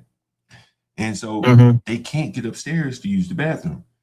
So the houses that I have with private baths, they more or less are like a captive audience. I got them like fish on the hook. They can't get off. I can charge them premiums because there are very few DC row houses with bathrooms on the first floor. Get it? You see, right? And so think about how many old Black women in this neighborhood that are stuck upstairs at the end of the night because they don't want to go downstairs to the kitchen because they can't travel the stairs. What they need is so. Let me ask you this: what's the smallest setup you would look for? You mean a house in your place? You mean a house? You know, all the DC row houses are more or less the same size, give or take. You know, over here in Congress Heights. So are you talking about 3.2 or 3.1? They're usually 3.1 and 3.1.5, something like that. Usually 3.1. Usually 3. I guess you could say they 3.1.5. So okay, so you got a 3.1.5. What do you wind up turning it into? Okay, I turn it into one in the basement, one on the first floor, and 3 upstairs. It's 5 minimum. Wow. Minimum. And you know what? Yeah, you know what I rent them for, bro? Nothing but dope. What's that? $325. I have, you know how some of these row houses, they got like a little real small ass room. I can only put a twin bed in there, so I furnish all my listings. Yeah. I do. No, you know what you call it now? Yeah. Let me tell you, it's a New York apartment. Well, this is a room. That's the bedroom. It's a New York bedroom. Yeah, a New York bedroom. So I do anywhere from like $275 to $300 for a room per week. That's for the smallest room, and the other rooms go up accordingly. And then typically, like in the basement, I have a private bath, so of course that's going to make more. You know, there's usually a half bath in the basement. I just make it a private bath, so of course you're going to make more there. Hell, you can do your whole mortgage off the damn in the basement, charging weekly. People pay you $400 a week. Dude, we may have to talk. So you're doing the New York bedroom for $275 a week? Minimum. And that's a small ass room. Wow. It's a small. It only accommodates a twin size bed. It's that small. Yeah. And so the larger of the 2 bedrooms, how do you deal with that? Leave it as one or split it? No, you know, upstairs in the DC row houses, these 3 bedrooms, right? Most DC row houses have 3 bedrooms upstairs. So that's 3 bedrooms. You're right. That's 3 bedrooms upstairs. The living room, dining room, I take away the dining room, make that a bedroom, right? So okay. Right? All right. And then now you got the bedroom now, in the basement. Let's change your thinking cap. My setup over there, 2-1. Yeah. Each unit. How would you do that for house hacking? Well, the problem with I like to be explicit. The problem with renting over here in the ghetto, to me, is that sooner or later somebody's gonna lose their job, something like that. That's just been my experience. And so I rather rent to them individual rooms.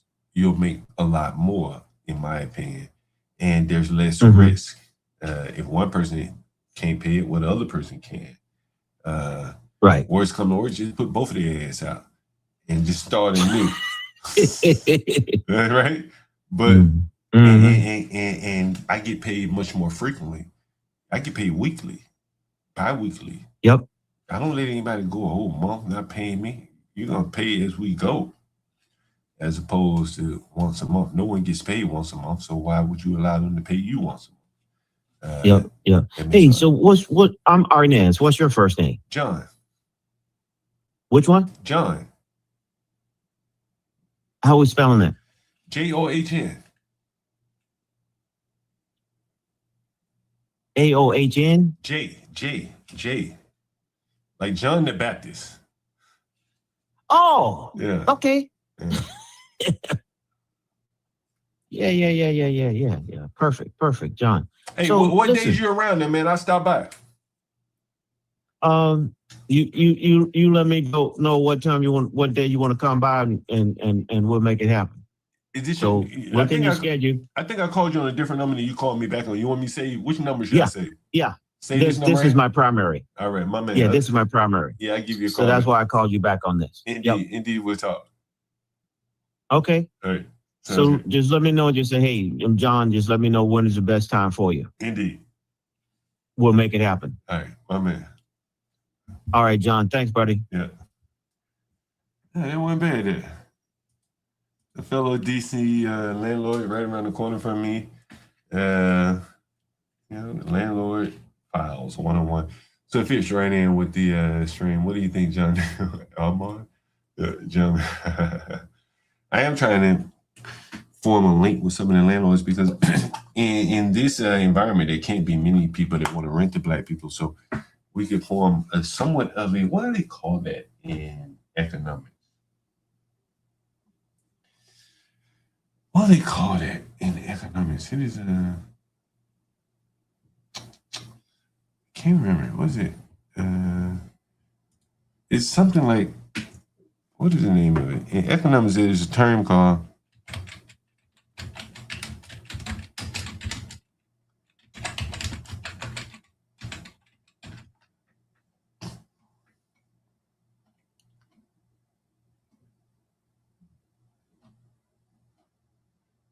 a near monopoly. I'm looking for another term though.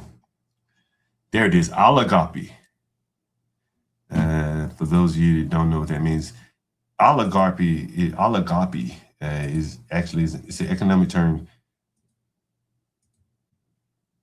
If the market is instead controlled by a small group of powerful companies or people, rather than just one, most users already agree that the correct term is oligopoly. And you'll see it there. And so I'm guessing that among the landlords in DC, there probably aren't many Arnazes or John Galts. And so an oligopoly is a market structure where a small number of large firms dominate and control most of the market share.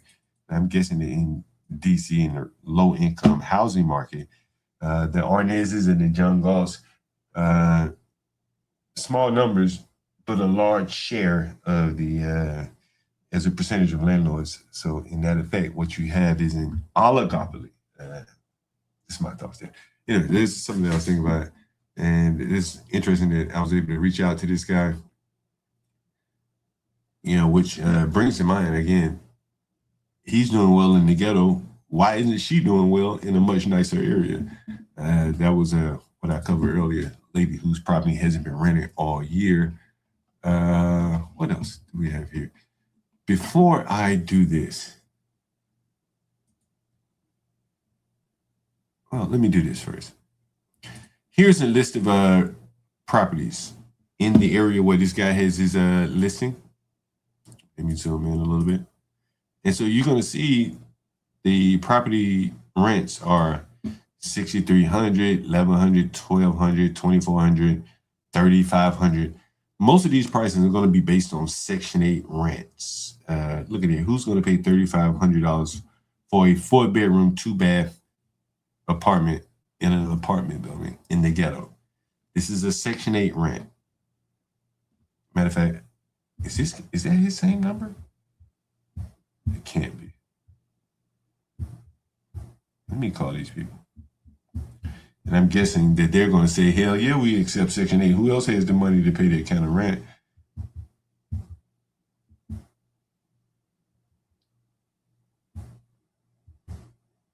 God damn. 1 second. 202.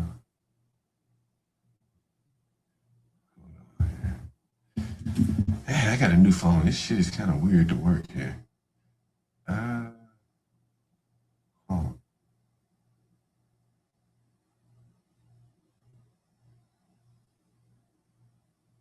What the fuck?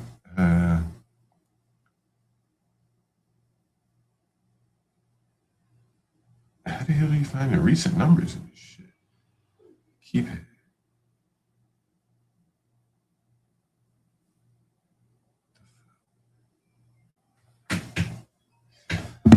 That's Messi Kim. What's going on, Messi Kim? Yeah. Hold on. Let me put you on the other Bluetooth here. Give me 1 second, Messi Kim.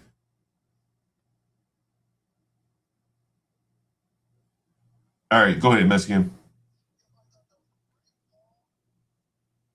But one thing I thought was kind of important, unless I misheard him, when he said he had zero problems, I think it's a matter of perspective, right? Yeah. Because if he's able to get $3,000 to $2,000 of gunpowder from these people, they're on their best behavior because they're vested. Yeah. Month, right? Yeah. So Yeah. there's a big perspective that he's also dealing with people that have got that kind of cheddar to put down on the property. Just like you mentioned, you broke it down.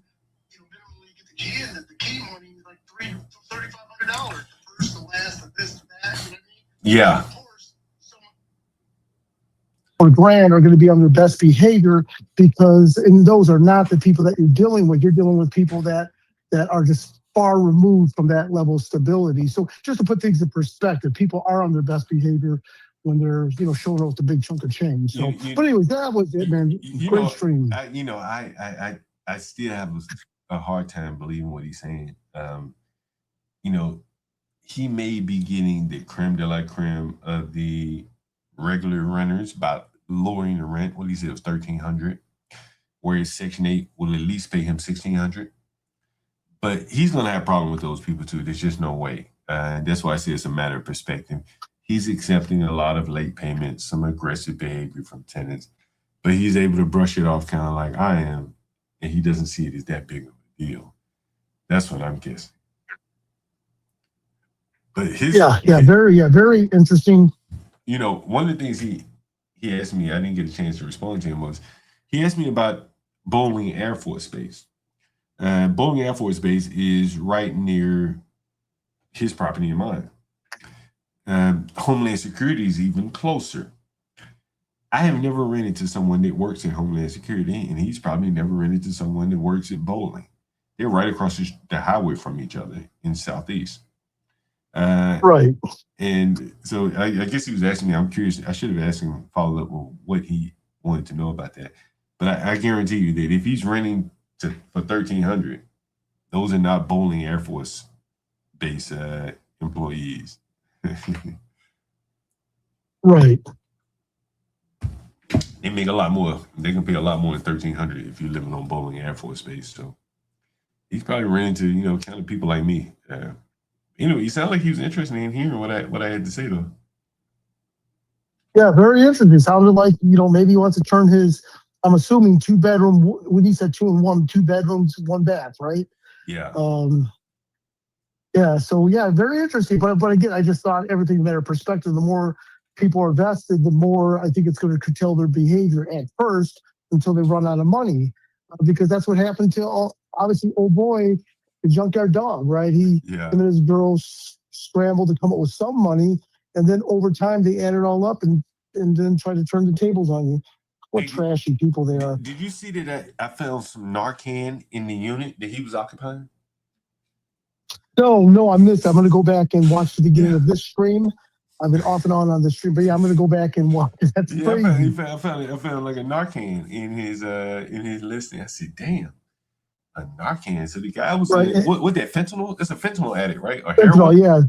One of the two, yeah. Right. So I think if they overdose, that brings them back from the dead, I believe. Yeah. Damn. So I'm guessing. Yeah. Don't get rid of it.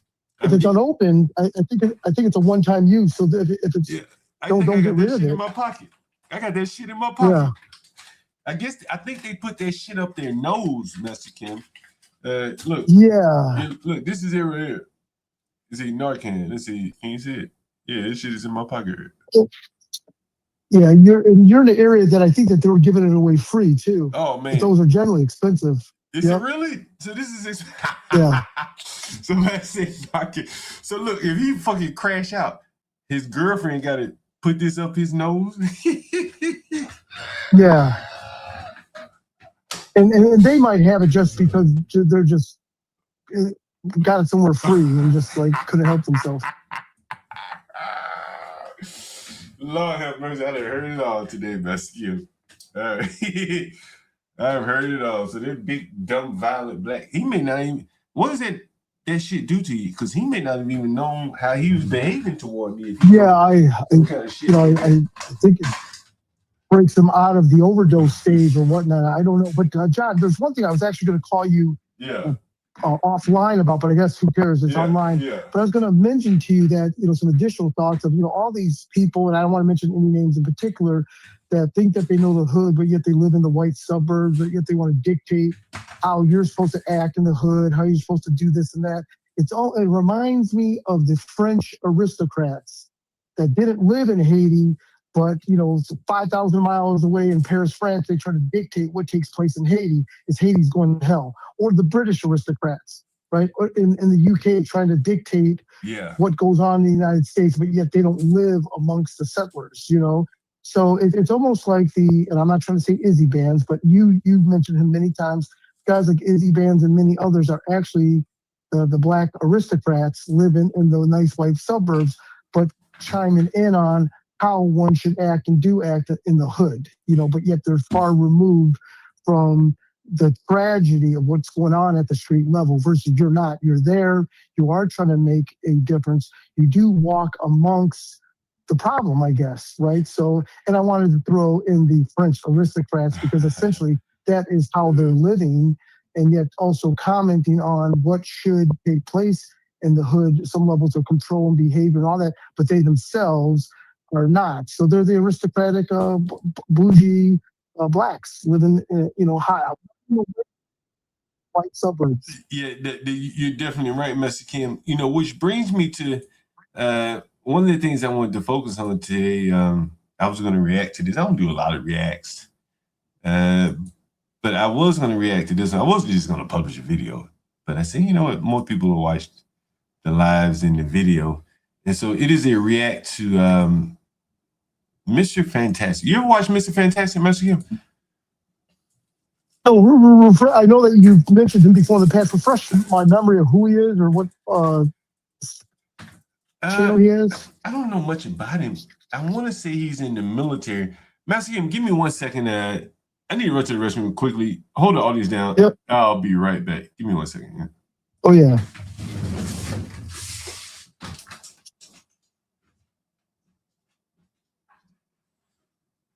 Yeah, hello everyone. What a great, interesting show.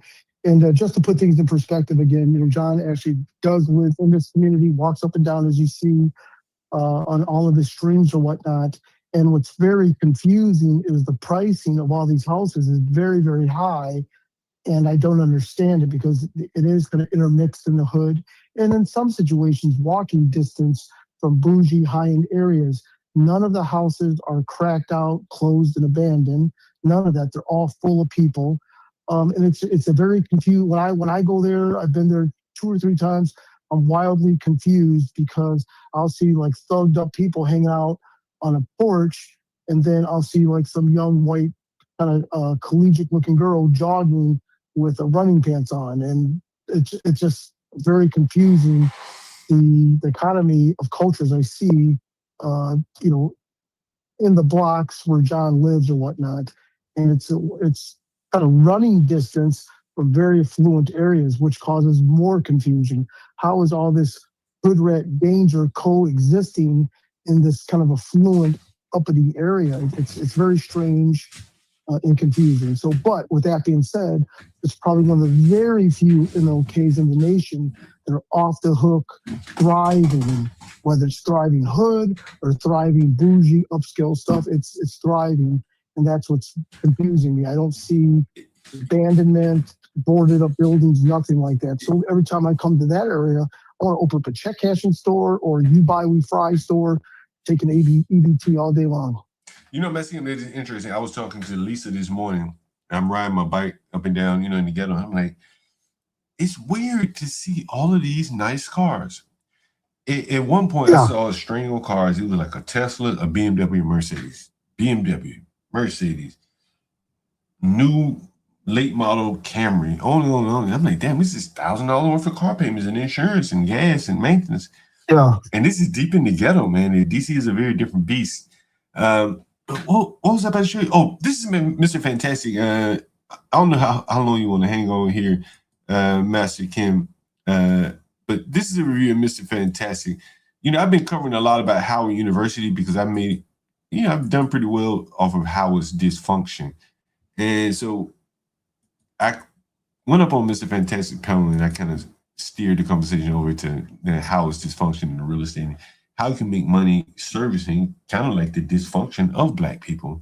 And that's what I was talking about here. So let me go. And I'm going to jump to the right point here.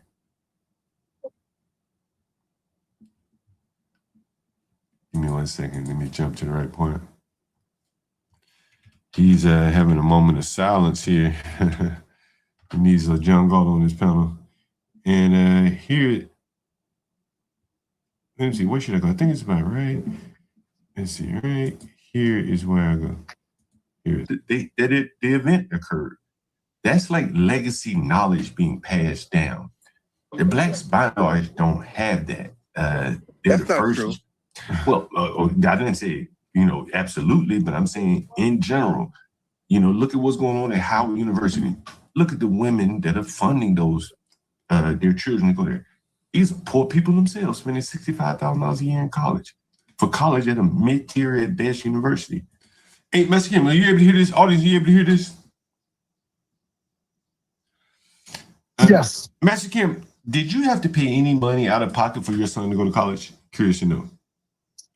Oh, yeah, absolutely. And then they don't play. Yeah, because the Polk family covers so much. Yeah, I'm going to say easily $3,700. Is that all? 30, well, that's right. Your child went to school. No, per semester. Okay, but yeah, your in-state. Yeah, your child went to school in-state, and so Howard is a in-state, private. that's correct. Howard is a private college, so there are no in-state exceptions, stuff like that. And I want you to listen to Mr. Fantastic come to the agreement with John Galt.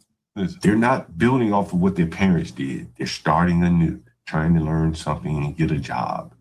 I don't think America is set up that way. And you know who those parents are? Them parents. I live in DC. Them parents. I live in DC. I'm in DC right now. Yeah, me too. I'm in Ivy City, about to go walk in the Trader Joe's. I'm in Congress Heights. Them same parents are the ones who got laid off, 600,000 lost their jobs up there now, like in they mid to late 40s, a little bit older than us. And a lot of those Blacks who are government workers, and again, you can't pass down a government job.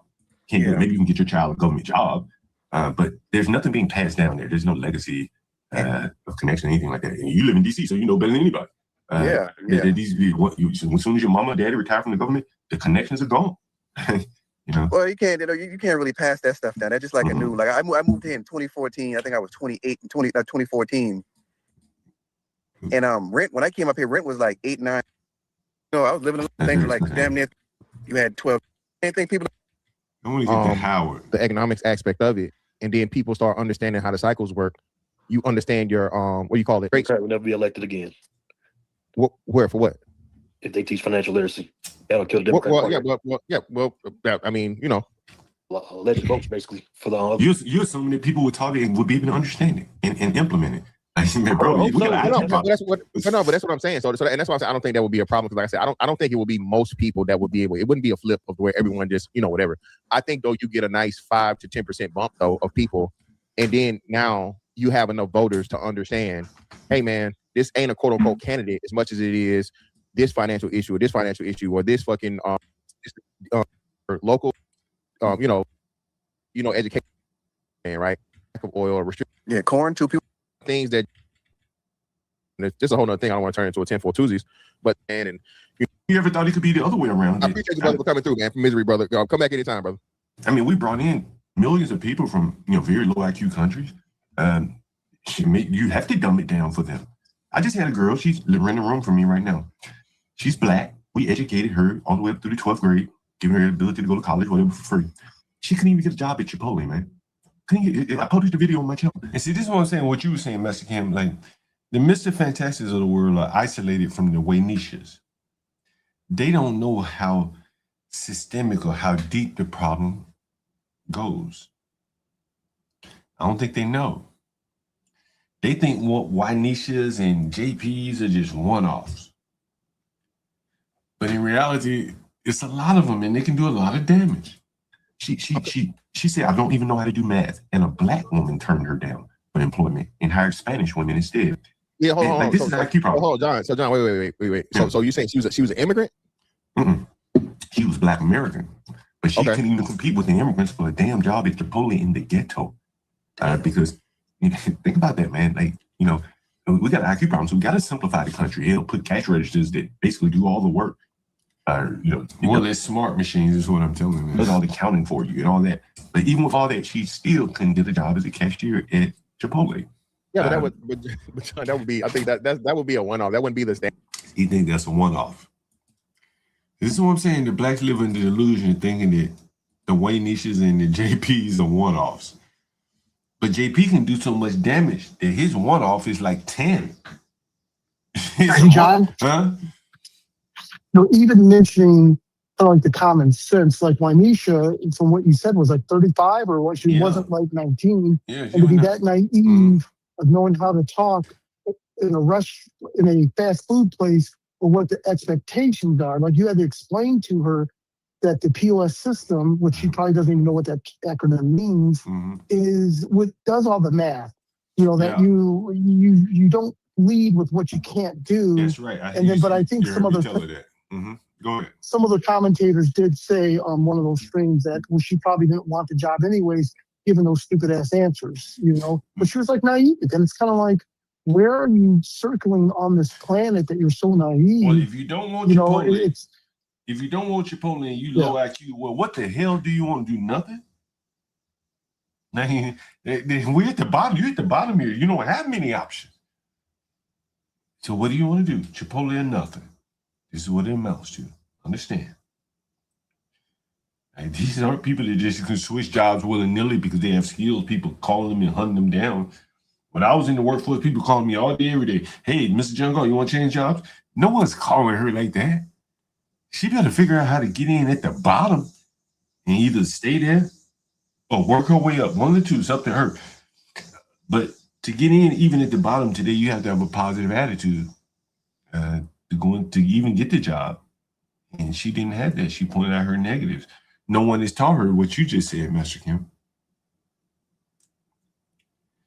You know, I couldn't believe. Yeah, John, and I think that was very funny on the stream how you cautioned. You know, you used very polite, sensitive language because you didn't want to upset her and let her know that you're stupid and dumb, and you need to use, you know, the language you talk to is almost like the way an uncle would talk to their nephew or niece. You know, the care and the knowing that this is such a simple thing to do, and don't lead with your weaknesses. It was great what you did. You weren't trying to insult and humiliate the girl, but she needed to hear that. Who leads with their weaknesses, man?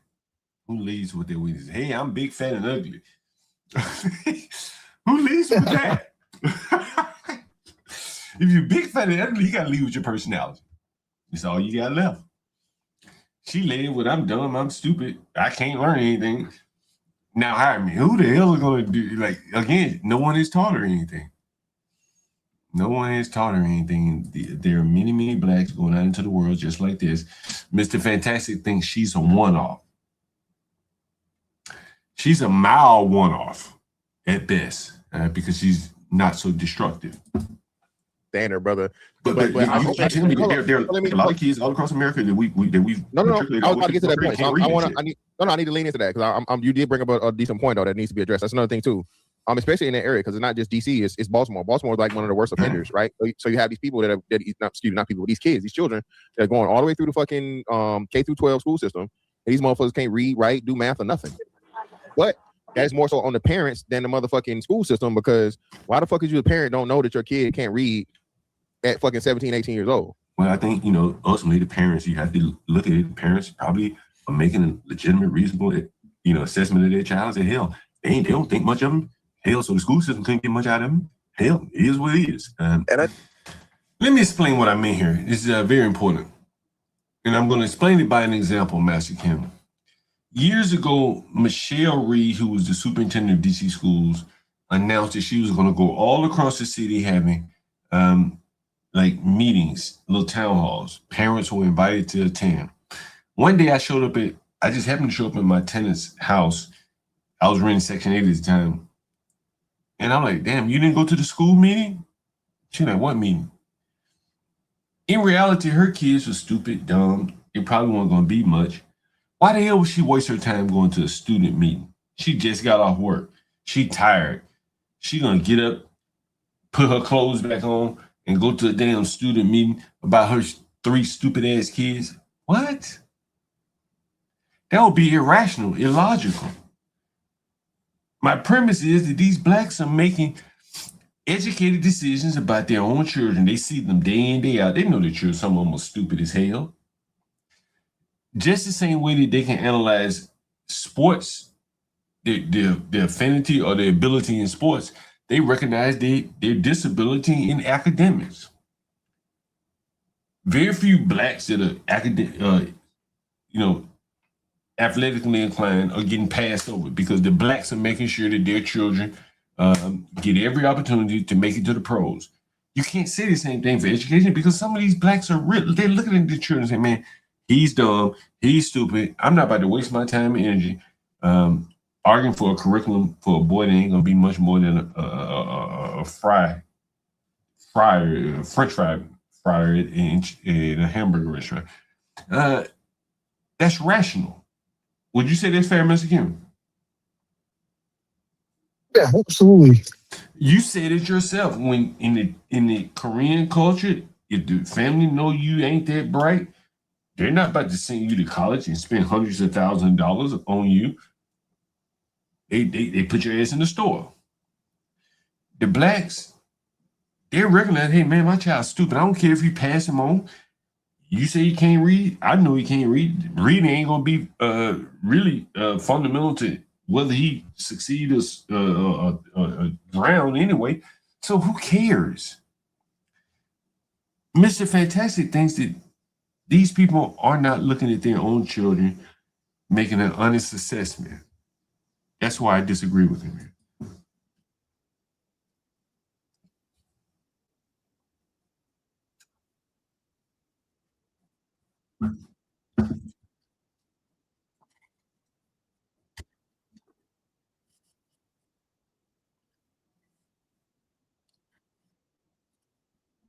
Oh shit!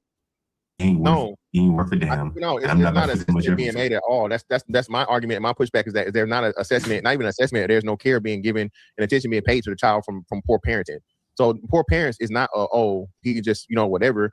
I think poor parents from the literal sense and from the figurative sense, where being poor as in like literally poor from a financial standpoint, but then poor from an attitude in parenting, which sometimes coincide. What I'm saying is they don't give a fuck about their kids, so they never even step in to fix any deficiencies or first off even recognize the deficiency, bro. Like I have regular conversations with my son, right? And certain little things I ask him or whatever, so on and so forth. If my son can't answer a certain question, I'm asking him, well, why don't you know this and whatever, so on and so forth. I just learned this, John Gall. I don't know if you know this. John Gall, they don't teach kids geography anymore. What? I can see that, yeah. And see, this is again, like, I teach my own kids geography. He's talking about the schools don't teach their kids geography. Who cares, man, what the schools are doing at this point? The schools are irrelevant, bro. They're just a time filler for your kids while you go work. Yeah, they don't teach kids, at least in Florida and Jacksonville, they don't teach kids geography anymore. They combine it with either I guess like history, or they say thing. At least geography was included. We had it's not the study. That's what I'm telling you. And I'm down in this for 3 seconds back on it. I want to get to this part where talk about Howard. I've been leaning in on Howard. That are again. Partly because I've been making money off Howard, so I've been leaning in on Howard.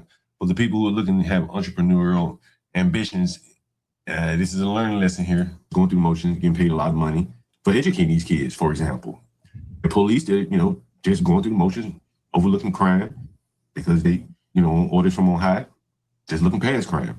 Judges letting criminals go, and they're all getting paid, and there's no incentive to say, hey, wait a minute, what's going on? How does this kid get into the 12th grade can't read? Because ultimately you might come to the conclusion that some children probably don't need no more than about a 5th or 6th grade education. They prepare them to go work somewhere. It's not a problem. Most people are going to work anyway, warehouses, wherever. We need those people, and far better them to do it than have automation come take their place because they're unwilling to do it.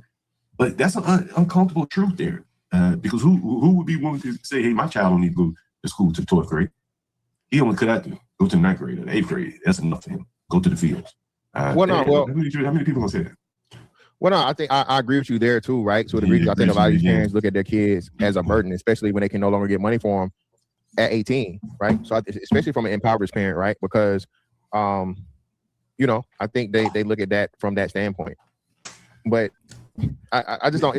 One of the things you notice is Mr. Fantastic says that these parents can no longer get money for their children at 18.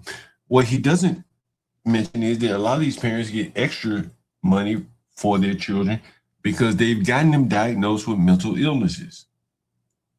I had a video up on the stream earlier today about a black man who killed someone on the bus. He had been shot. He was Johnny Boy's brother. He was mentally ill. His mother benefited from the welfare system, him getting extra payments because he was mentally ill. And when all those children aged out, the whole damn family broke down. Not just the poor people either, man. It's not just the poor people. It's non-poor kids that are coming up and affecting these numbers. But the poor ones are the ones that, in my opinion, are like the carcass that everyone is feeding off of. This is where I get into the media. They're like, hey, go to college, you'll be successful. And then a bullshit college like Howard University will charge them $65,000 a year. Oh, yeah, you can't tell these black people that ain't a creme de la creme top of the line. Right. You can't tell them that. They will fight. You're feeding on the carcass by overcharging these poor blacks who probably at best should be in trade school or community college or probably working. They're going to school in one of the most expensive cities in the country. Like they're rich white people. That's crazy. And these poor black mamas, because I'm on these Facebook groups, I rent rooms to these Howard students. Their poor black mamas are scrapping and scraping and sending their children to college to major in sociology. I think that's one of the most popular majors at Howard. It just doesn't make sense, and no one's going to tell the blacks. You spend $65,000 to educate a woman, and I would say Howard is not even a school anymore. Most of the damn people there are women. I think it's 70-30 women. You can't have a school with those skewed up numbers, man. Yeah, but especially like say HBCUs is extremely women heavy, bro. Again, but John, again, man, I know your campaign, brother. I know your ministry, man. You know, shit on the black people and whatever, brother. Have I shit on anybody? Well, no. I'm just saying, bro. You actually taking it very light today, John. I appreciate you, brother. This happens to me every day. I know. You take that. You know what? I am taking it light these days. That is very true. I haven't been my same old like vitriolic self. I don't know what it is. It's not even about the strikes on the channel. I don't know.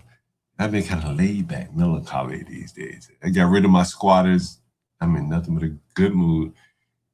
Anyway, I'm surprised, but you have a lot of decorum today. You like, you know what I mean? We're getting the best of jungle. You drinking a little beer early. You ain't hit the blunt yet. I ain't do that, man. I smoked the blunt already. It's a Sunday, man. So John, hey man, we get relaxed, John, on a Sunday, baby. But nah, man, this is what I'm saying, bro. I am that nigga, the urban landlord jungle. I feel you, and a lot of the things you're alluding to is this, but it's not just the poor ones though, John. That's my thing, man. Yeah, I think it's not just the poor ones. The fact of the matter, it extends beyond the poor people is the problem, right? Mr. Fantastic got that dope though. Like God bless him. You know, he's espousing the right message. He ain't got that dope. Like I could have gone if I said, bro, let me just pull up a couple clips. All that pushback he had would be gone. Let me just pull up but I ain't want to disrespect him like that. So I just, let it all play out. expectation, and that's why I say I'll never push back on you with the poor people, because you know what I'm saying. Different things, different circumstances, operating out of scarcity and operating out of desperation. Certain people are going to have certain outcomes. But the problem is with us is that a lot of the traits that the poor people have leads someone to people that aren't poor, and it's due to a lack of parenting and to a lack of care. He sounds like be brave. What he's saying is that the poor people are worthless when you, in contrast to the poor whites. You can get some value out of them. Into a lack of investment into the things that matter most importantly. Let me ask you this question. I don't disagree with you. Do you agree though with me when I'm saying that that Howard University is taking advantage of its students, charging them $65,000 for mediocre education? Would you say that's fair? No. If you're paying $65,000 to go to an HBCU, and what is Howard's specialty? I don't know. Is Howard law? Or what, the top majors are sociology, social work, stuff like that. They don't have an engineering class. They don't have an engineering department. Can I answer, Mr. Fantastic? Can I answer? Go ahead, Ashton. Go ahead, brother. I mean, to be fair, John, to your question, like I was always taught, you only go to school if you got a scholarship. Like you dumb the motherfucker if you paying, you get what I'm saying, like tuition and shit. Well, listen to this guy. Listen to what he said he was going to go to college for. Not tuition, but like I get what you're saying. Like, if I was to go to school, I would go for ball. But ball. He said he's going to play ball. You get what I'm saying? Like I never understood why people go and pay like a full $65,000 or $40,000. But if you're willing to agree, if you're willing to admit or agree that Howard is basically fleecing their students, then you basically are agreeing with the point that I'm making, that blacks, and I'm using them in particular, are just being fleeced. They're like a big carcass. No, they're not. Okay, show me some $65,000 to go to Howard if you're not getting fleeced. They're not. They got other options. Someone say Howard has a great business program. I worked at Fannie Mae in DC. They would not hire Howard business students. That is very true. I worked 3 years in the Middle Treasury office. I worked with Susan Orbach, a South African Jew. We priced derivatives. It was actually 2 South African women. The other one was not Jewish. The other lady was Russian. Is she Russian? Katerina was her name. So it was 3 white women, 2 of them South African, in the Middle Treasury office. Let me see if I can look up Susan Orbach. That's how they would pronounce her name. Look at this shit. Susan Orbach. Let's see.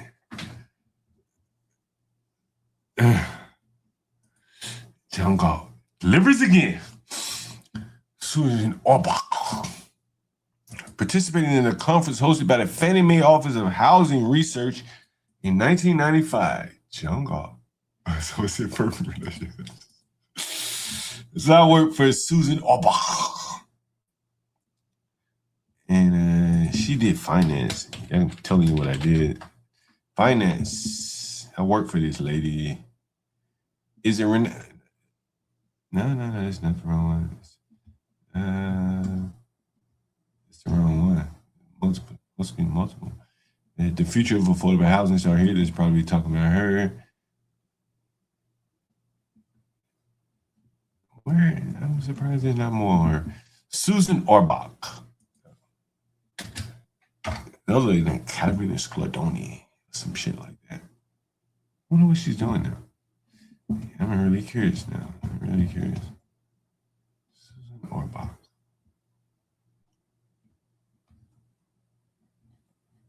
Huh.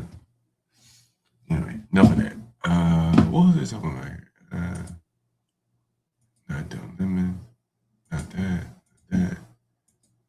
What was I showing? Damn. I can't fucking remember. I'm about halfway drunk. Oh, Mr. Fantastic. Yeah. He's fantastic. He's going to more or less admit that Howard is a scam feeding on the carcass of Black America. Here we go. They got other options. That's all I can say. They can shop it. Same way they shop the price on everything. My question is, but John, my question is like, you getting fleeced regardless if you're not going off scholarship, correct? Like that's what I always know. I mean, you know, if I had a very intelligent, there are a lot of people that pay for their child's education. If he doesn't get, you know, a full scholarship, they got to pay for man, something. I gotta see John. You gotta do the research, brother. Who paying $65,000? Mr. Fantastic, though, he caught me in a gotcha.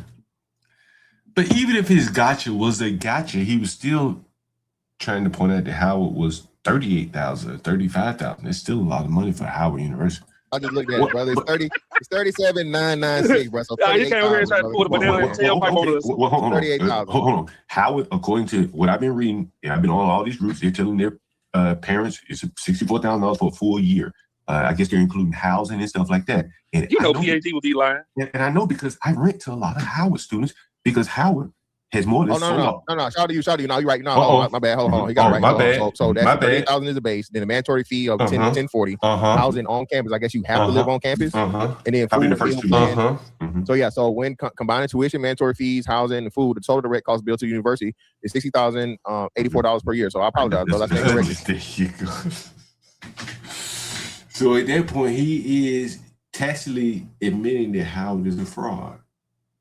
$60,000 to go to a mid to lower tier university.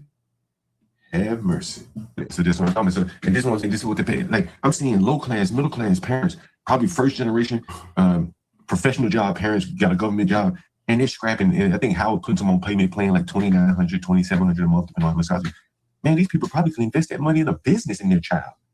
For their child. But ain't that on the parents?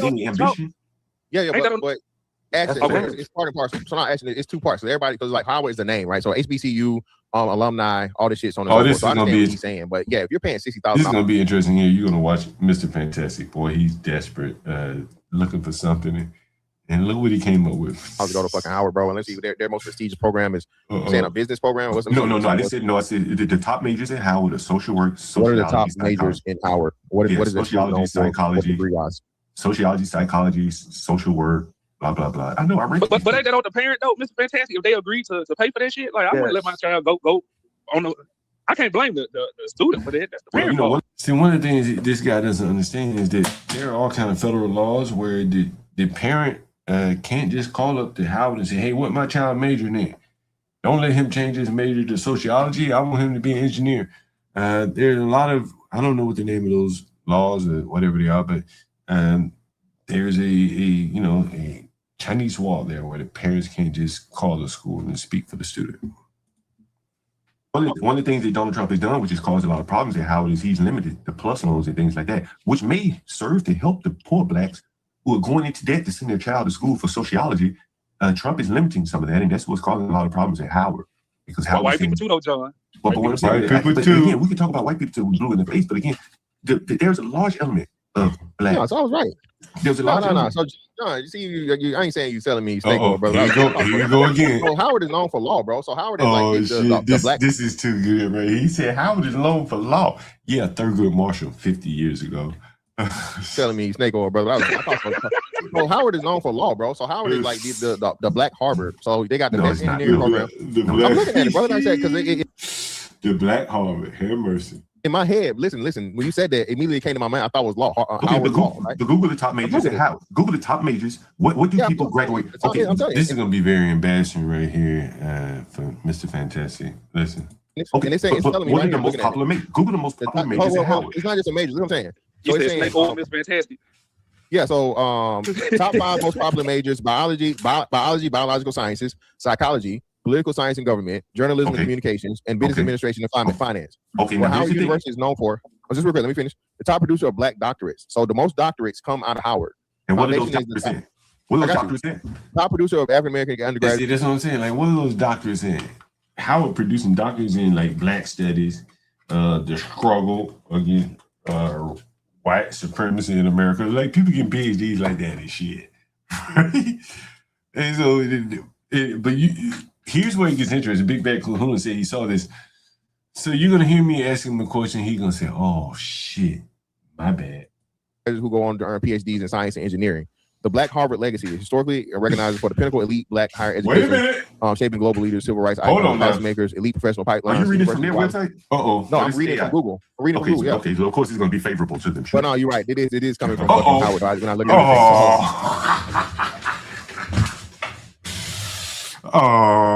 listen to him. I said, boy, you read this shit from the Howard website. Rights icons, the policymakers, elite professional pipelines. Are you reading from their website? No, I'm reading from Google. I'm reading from Google. Yeah. Okay, so of course it's going to be favorable to them. Sure. But no, you're right. It is coming from fucking Howard. When I look at everything. You're right. It came from Howard.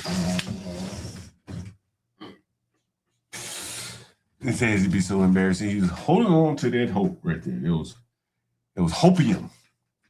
He need that Narcan for this shit. So, yeah. Like, look at the top majors. You can't expect a school that's overwhelmingly women to have engineering degrees as the top major. It's going to be sociology, psychology. They just announced a master of social work. Yeah, political science. Yeah, poli sci and psychology are probably it has the highest ones. What they just announced a new program recently, a master of social work catering to the Black experience. So something to that effect. You can Google it. And you mentioned law, and here's what I tell you. You don't have to go to Howard for undergrad to go to Howard Law. I rent to a lot of people, foreigners, who end up going to Howard Medical School. These things are true. They're Indians and stuff like that who will attend Howard Medical School because it's cheaper than going to Georgetown or going to GW. This is what I've seen. I don't know how it is about the law. I haven't had many foreigners going to the law program, but I have had many Indians working at Howard Hospital and going to university there. So I bet you that the majority of the people graduating from Howard Hospital, Howard Law, Medical School, they're disproportionately not Black. I guarantee you that. Okay. But the undergrad is where they're getting fleeced, $64,000. And so again, I asked you, the president of Howard knows that that degree is not worth it, yet he continues to charge them. This is what I'm saying. Everybody's feeding on the carcass of Blacks, even Howard University. If you're familiar with Howard University, you will know that Howard can't even house its students on campus because they've sold off most of their property or leased it up to high-end developers because Howard is in a nice area. It's probably the only HBCU in a nice area. These things are true. And so Howard has to move their students all the way to Prince George's County, which is now the ghetto. Not many of the Howard parents are happy about that. They thought their child would be living in D.C. And I would say the only reason people are willing to pay that kind of money to go to Howard is because it gives them easier access or entree to the government jobs here in D.C. That's what Howard is charging for, entree to the government jobs right here in D.C. That's my opinion.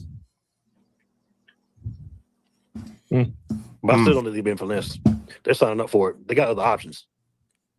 I agree, John. If you signing up for it and you know you can afford it, you knew what you were signing up for. I can't be mad at you. I agree with what you're saying, though, John. Like, I get it. But I can't be mad at you. I ain't saying, they don't do it. I'm saying everybody's fleecing Blacks. But from the bodega owner up to the Howard University, where they know these kids are damn near probably starting in remedial classes. I guarantee you that Howard is offering remedial. You know, right now, most of Howard's classes are online. The damn teachers aren't even showing up. Huh? That's all teachers. Huh? It's very true. I'm on a lot of Howard Facebook groups because I use it to find tenants, and a lot of them are complaining that their kids are not even going to class. They're in their dorms, hanging out, chilling, taking classes online. Then, like, you paying $64,000, and the parents are complaining that the whole semester of classes will be online. I mean, everybody's in the game of fleecing these people, man. But Joe, you can't add that to fleecing. You got to add that to like the whole COVID situation. Can we be honest? Okay. Can we be honest, Joe? I don't mind having a conversation. COVID was a fleece. It was a fleece, but you can't get mad at Zoom call. Like, I'm down there. I'm not mad at Howard. I'm not mad at Howard is doing what everybody else is doing. I'm just saying, if you don't realize you're being fleeced, and people. But most colleges, okay, well, John, let's take it back off Blake because I'm down here to have a conversation. I feel like most people who went to a big college instead of community college got fleeced. And again, it's all a matter of degrees. But I went to Alabama and I went to Tuskegee. But you know why you went to Alabama though, John? Can we be honest about that? I'm not a football person. I'm not a football person. I know Alabama is the place to go. Now, Alabama had the program that was interesting. But again, if I'm gonna get fleeced, at least make the accommodations nice. Make it easy. Okay, but Alabama at least can fleece you nicely. Howard is giving these people a hard time in fleecing.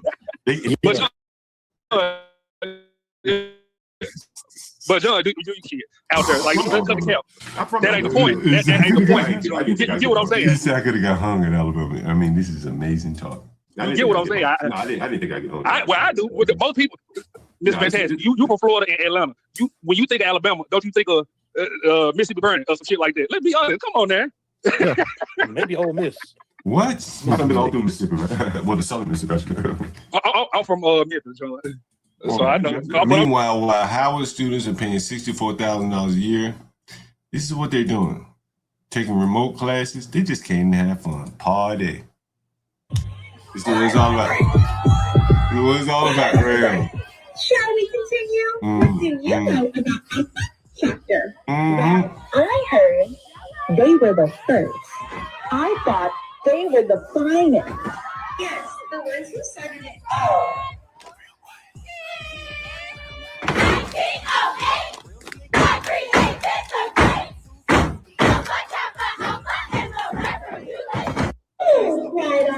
and that's how the students aren't even going to class, but they are doing their little step dances. Anyway, fascinating. I do want to call a couple more of these places before we end the stream. What time is it? 4 o'clock? Yeah, perfect timing. Here we are. Call a couple of these places that, I do want to hammer home a point to the working class, man. The people that criticize JP, hey, it is what it is. JP is taking advantage of a situation that the government has created. And so you see some of these insane prices. Look at this, $3,600. This is in the ghetto. No one's paying this. That's $40,000 a year in the ghetto, right? You'll see this one, $6,300. Again, this on Martin Luther King. Look at this shit. Martin Luther King. Who do you think gonna move over with Martin Luther King and pay $6,300? It's called. I guarantee you that they be like, we need that voucher. We need a JP in our life.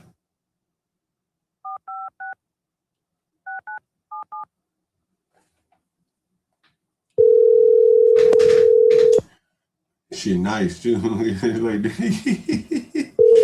what you notice though is this. Look at this. Look how close it is to this. See this? Now look at this. See how close they are? See how close the pricing is? 63. Hello, this is Kim. Can I help you? Hey, I saw your listing on was it Redfin for the 5-bedroom, 3-bath? Which listing? 3968 Martin Luther King. Yes. How can I help you? Well, I guess we should start off with the requirements for that. Requirements. So the income requirement is 2.5 times the rent. So that's and the rent for that.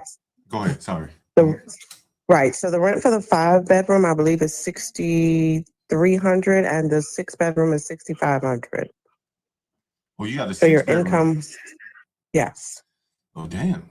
That's a lot of money. You must. Damn, you got to have a voucher damn near to pay that kind of money. Do y'all accept vouchers? We do. Damn, that's a lot. God damn. And that's just an apartment? That's not even a house? Yeah, it's a full floor. So they're in the MLK building. There's 3 apartments only, and you have the full floor. Mm-hmm. Damn, it's like damn. Are utilities anything included? Water is included up to $150 per month. Okay. Anything if you go over that, of course, we will bill you back, and you're responsible for your own gas and electric. Okay. So damn, it's gonna be like 7. It's gonna be like, I don't know, depending on what electric is. And gas in the wintertime, it'd be like another $500, give or take. It's $600 to $800, give or take. Well, combined, maybe so. Yeah, damn. What are the tenants like in the building? Is there anyone in the building right now or no? No, the building hasn't officially opened yet. We're still accepting and reviewing applications. Oh, okay. Damn, do regular people have that kind of money? Or is it mostly like people with vouchers? Well, right now the building is empty. I'm saying, like, what kind of people have that kind of money to pay that kind of rent? Other than someone with a voucher. I mean, there are quite a few people that make, $100,000 or above. Shit, $100,000. That's all your money go to rent. That's crazy on Martin Luther King. Damn, that's a beautiful thing. Yeah, I own a house on Martin Luther King. Yeah, I was just going to check on what the prices are and stuff like that. All right. Okay. I own a house not far from you. Okay. Yeah, far from where you are. Nice. Yeah. How long you been doing this? About 20 years. Damn, boy. Hey, yeah, I know you got some rough stories to deal with these people over here, boy. I got some rough stories. Since I had a tenant one time, and I have bathrooms in all my houses. All I do is rent rooms in the ghetto. I got a couple houses right by Balut. You know where Balut is, right? This guy left no. You know the high school Balut? You know where all those little senior citizen places I've heard of it, but I don't know exactly where Yeah, it so is. right up No. from you is like a lot of little senior citizen homes and stuff like that, senior citizen schools and Mhm. stuff. And so I got a couple houses up there. And so I had this one guy, he left 1,000 bottles of piss in his room. And I had bathrooms. And he was a good tenant otherwise. Paid his rent on time every time, but he just would not use the bathroom. He'd rather piss in bottles. Oh wow. Yeah, that was amazing. And I know you got to have some wild stories. I used to own an apartment building down on 6th Street. You remember where Benita Jax killed her children? Remember Benita Jax? No, I don't. Damn, No. man. How long you been here? See, How long you been doing this? So I've been doing it for 20 years, but I started in Maryland. Oh, okay. Yeah, so we're new to DC. Yeah, okay. So Benita Jax was a woman, she killed like 4 of her children. And and so I own an apartment building literally directly across the street from her. Benita Jax. Oh wow. And all the people in so South we East- just opened. Yeah. Y'all just We just opened 106th Street. No shit, where? We're opening 106th Street. Where? The 4200 block. On which side of the street? The left or the right? If you're going south. On the right. Okay, you're on the Benita Jax side. Oh wow. Okay. That's it. So was it like a townhouse, a row house or something? They look like row houses, but they're actually not. Okay, yeah, because all the apartment buildings on the other side of the street. That's why I own my building. Yes. Yeah. Okay, Ooh, yes. it's rough over there. Have mercy. What made y'all go over there? Y'all must got some tax credits to go over there. Well, no. The building came up for foreclosure, bankruptcy auction. So we bought it. Okay, that makes sense. Damn. So where y'all find most of y'all tenants? Like the housing authority or like what just advertising on Facebook or what? We advertise on apartments.com, on affordable housing, on Zillow, everywhere. Y'all ever thought about renting rooms? Is this a big company or a small company? No. We're pretty big. But we have no interest in renting rooms. Do you ever have to put tenants out? You ever have to go to landlord tenant court? Of course. How often do you have to go? Oh, but mind you, again, we're new to DC. Oh, okay. So we're not very, and we have an in-house attorney, so that helps. So you about to learn the ropes then. So if you don't mind me asking, you never dealt with like the blacks in DC or anything? From a landlord position? Not really. I have to deal with everybody, so.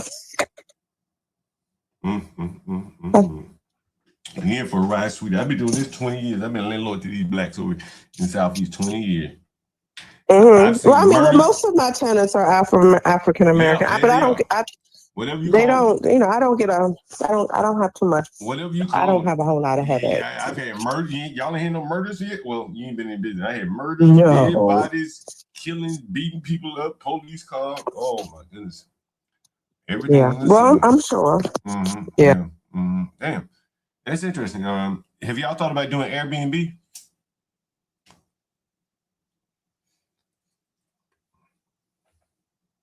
Hello? Man, I lost her.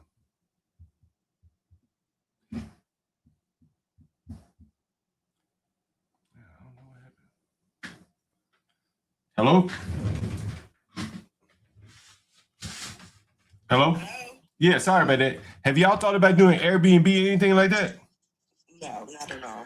If y'all ever think about doing like short-term rentals, that's what I do, and I'm an expert in it.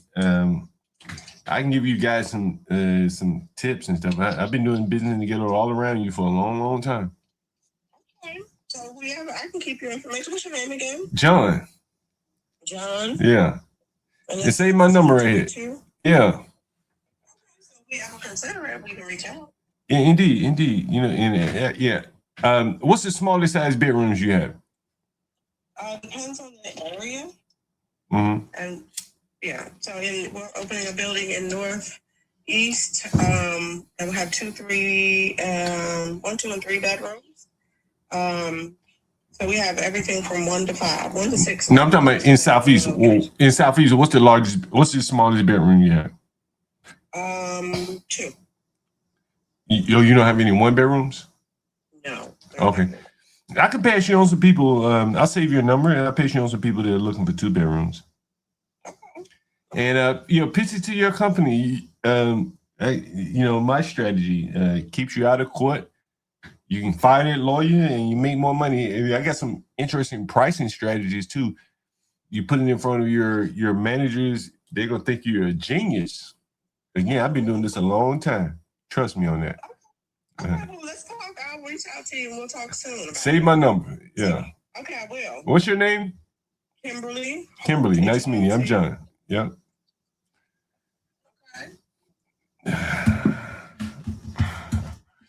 Might be my new hustle right here. Shit. Might be a new hustle. Can Izzy Bands do this? What would he talk to these people about? See, damn, you see this? So, yeah, I'm proving my point here. You see how all of these properties are being priced for Section 8. Not all, but the majority of them are being priced for Section 8. Look at this, $3,000 in the ghetto. Think about it. How many people would live over here for $3,000? Again, this is on MLK. And see what they say. $3,000. We had my next door neighbor who tried to flip the property, tried to rent it on Section 8, didn't work out. He didn't like the tenants. He was in the same predicament. Again, this is another place on Martin Luther King Jr. Avenue. Here's a whole house. Is this a whole house? 2,500. They even allow pets. They must be desperate. I want to call these people. Nah, I might arbitrage their house. Matter of fact, let me call my nigga. Let me see. Call this nigga. Shit. Might fucking arbitrage this house right here. Look at this. Look at this house right here. It's a big ass house. 3 bedroom, 3.5 baths. Oh man. For 2,500? See what it is.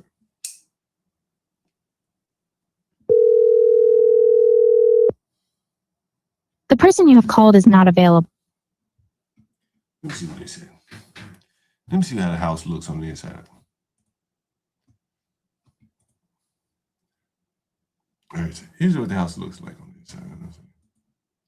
Oh, this shit got carpet in there. Oh, it's got carpet. Kitchen. See, I need that to be a bedroom right there.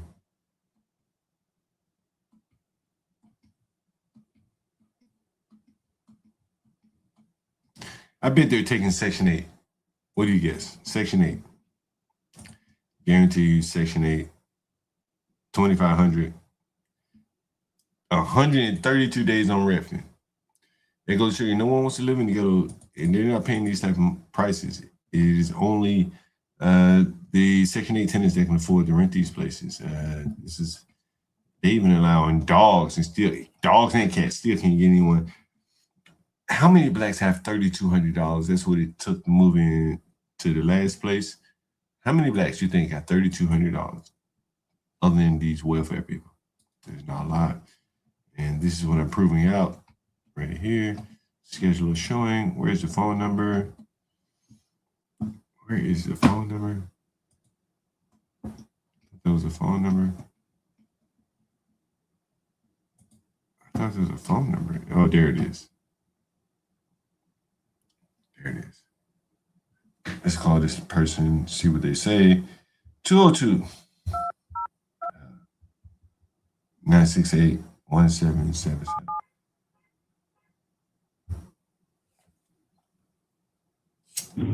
Hi, thank you for calling Nest DC. If you are inquiring about one of our properties for rent, this system can send you a link so you can schedule a showing from your smartphone.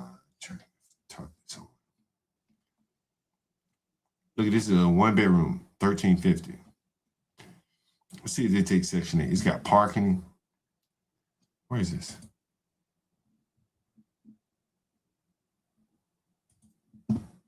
$1,350.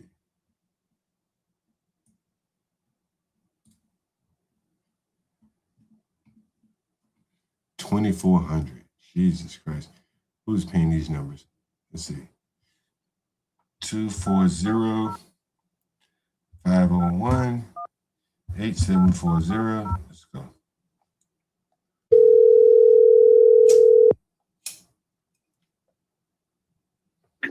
Hello. Hi, yes. I'm calling about your rental. I'm calling about your rental on Haley Place, Southeast. Yes. What is the what are the requirements? Let's start there. So I have a few units listed. Are you calling about the 3-bedroom or the 2-bedroom? Well, what's the prices and the requirements for the 2 versus the 3? So the 2-bedroom is $1,800. The 3-bedroom is $2,300. Both of them include all utilities. All utilities. And what is the requirements to move in? What do you mean when you say requirements? You have deposits, credit checks, move-in fees. Sure. So there are no move-in fees. It is first month and last month rent, which is due upon moving in. Likewise, your permission to run a background check. And what do you look for in the background check? So in the background check, I am looking for history of employment, credit score, and evictions on the credit score, on the credit report, rather. I'm curious to ask you, doesn't DC like block evictions and stuff from showing up on your landlord tenant type reports? I don't know if that to be true or false. I've actually never had one show up before when I've run this check, so I'm not sure. Is that something that you would be concerned about? Well, no. Do y'all have a lot of Section 8 tenants? In the building? No. But do you have some like in this unit? No, not as of right now. However, we do accept tenants that do have vouchers. And so that's not a problem. Just at the time, or at this time, rather, we don't have any voucher tenants in the building. And how many tenants are in the building? This property has 12. This property has 12 units. I believe 10 of them are occupied. Do you get a discount if you're not on a program? No, there's no discount. So the people on the program kind of get an advantage over everybody. They get a hell of a boost from their rent being paid by the government, huh? I guess so, but I don't know those parameters. DC government determines that number based on family size, income, or lack thereof, and the government pays a portion, and then the family, if they are able to, pays a portion. Yeah, that's how it works. And so, what was the other unit you had? The price for it? Which one? It's a 2-bedroom and a 3-bedroom. Which one? It's a 3-bedroom now. What's the price for that one? The 3-bedroom is $2,300. And that's all utilities included, right? That's correct. Okay, all right. What else? Do I have any other questions for you? I guess that's it. Thank you. No problem. All right. Anyway, it just goes to show you, like, no one is paying that kind of money to live out here in the ghetto. It's going to be primarily Section 8. And we have a little time. I could probably get 15, 20 minutes. I want to send a shout out to Dolomite for supporting the channel yesterday while Be Brave was live. Shout out to Dolomite. Someone else sent a Cash App over. I have to look and see. I don't think he wanted his name mentioned, but anyway, shout out to you, my man. If you're listening, if you're in the audience, and I'm not good at the whole salesman type thing, but for those of you that want to support the channel, we bring you some of the most original content you're going to find on the internet, short of Mr. Beast, the whole cashing out, those type of people. I think most of everything we've shown you, other than Mr. Fantastic, the content from A Day in the Life of a Landlord, John Galt, and some of the my thoughts on how to be a better landlord, what some of the other landlords are encountering. And we encourage you guys to support the channel. And we have Be Brave up here. Most days he's giving you some wisdom and insight. I didn't want to keep it to myself. So I said, Brave, it would be a great idea if you came up and gave the young people some wisdom and insight. And so that is the culmination of that. Be Brave and John together. I think offering a lot of insight and wisdom. If you guys would be so kind, give me 1 minute. I'll be right back.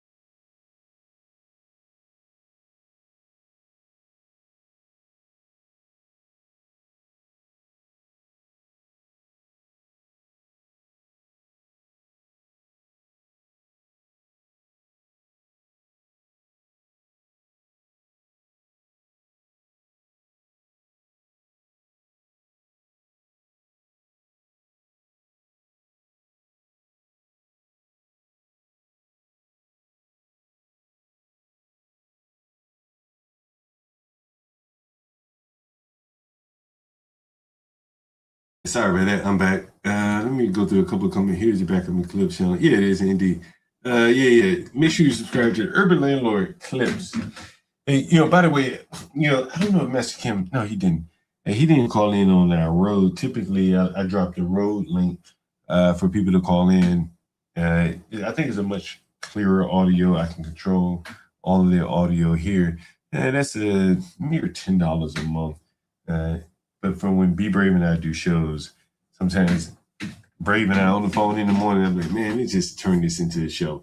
And so that allows it to work. The Road Podcast, we talked about that on the channel. What else? Damn, I got to throw this African out. Let me see if we can reach out. Oh, did he just text me? Did the African just text me?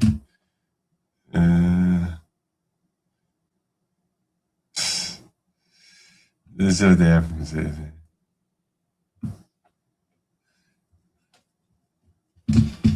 Your call has been forwarded to voicemail. The person you're voicemail. He's moving out though, packing up. McNamara's moron. This is the African that was going into the Air Force. McNamara's moron. Can't pay his rent out here, can't make it heads to tails out here in America, and now he's going into the military. He's gonna serve on the Stanley and CKJ3 and shit.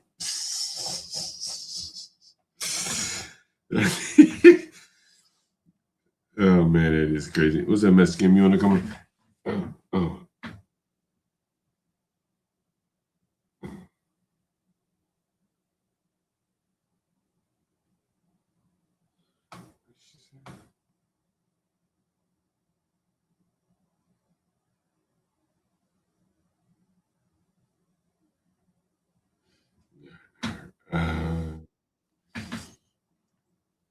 What's up, Miss Kim?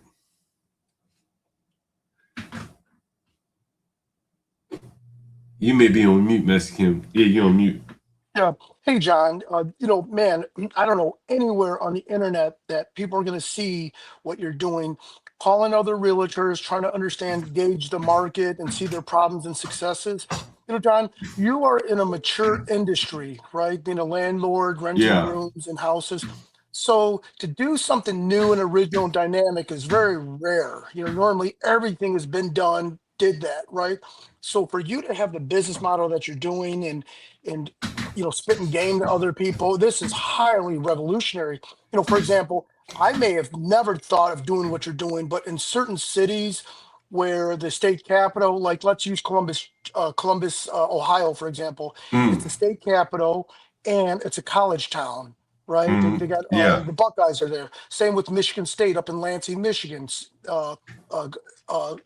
Okemos, Michigan, or Grand Rapids or Lansing, Michigan, Yeah. state capital, and it's a huge college town. These viable areas, in a heartbeat, I would buy a house and then instead of renting it out, do exactly what you're doing to the college kids or just to anyone. It's a much more safer bet Yeah. and how you're able to turn that living room into a bedroom and stuff. It's amazing. So the reason I'm saying this is, what people's expectation is of a business owner is unreal.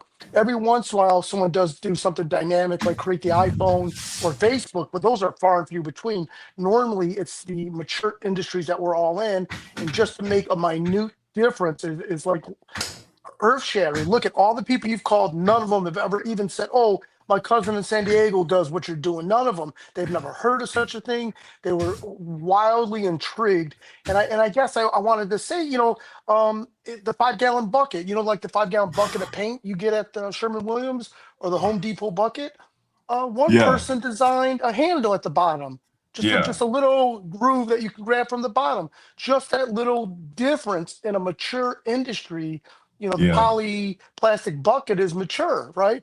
But Yeah. one company decided to put a little handle at the bottom. That is on fire, And I'm not that I'm trying to compare you to like a 5-gallon bucket or anything, but the mild enhancements of the way of doing business, it's just breathtaking. You're a great businessman. I think it's funny how you were telling this lady who's associated with a bigger company, if they ever wanted to get in a higher gross profit or much more stable way of doing business to renting rooms, and the lady's like, "Oh, yes, maybe, yes, no." I think it was so far above her intellect at the moment that her Yeah. brain couldn't let it sink in at that moment. Just like telling a comedian say something funny, their brain freezes up. So yeah, John, this is for all the people that are listening, in their own little towns, they may not know what to do with their grandma's old house and stuff like that. But and out of all fairness, you are in a very thriving area, so that's important to mention. Yeah. What Yeah. you're That doing is. may not work up in Flint, Michigan, or some areas where they just don't have the dense population.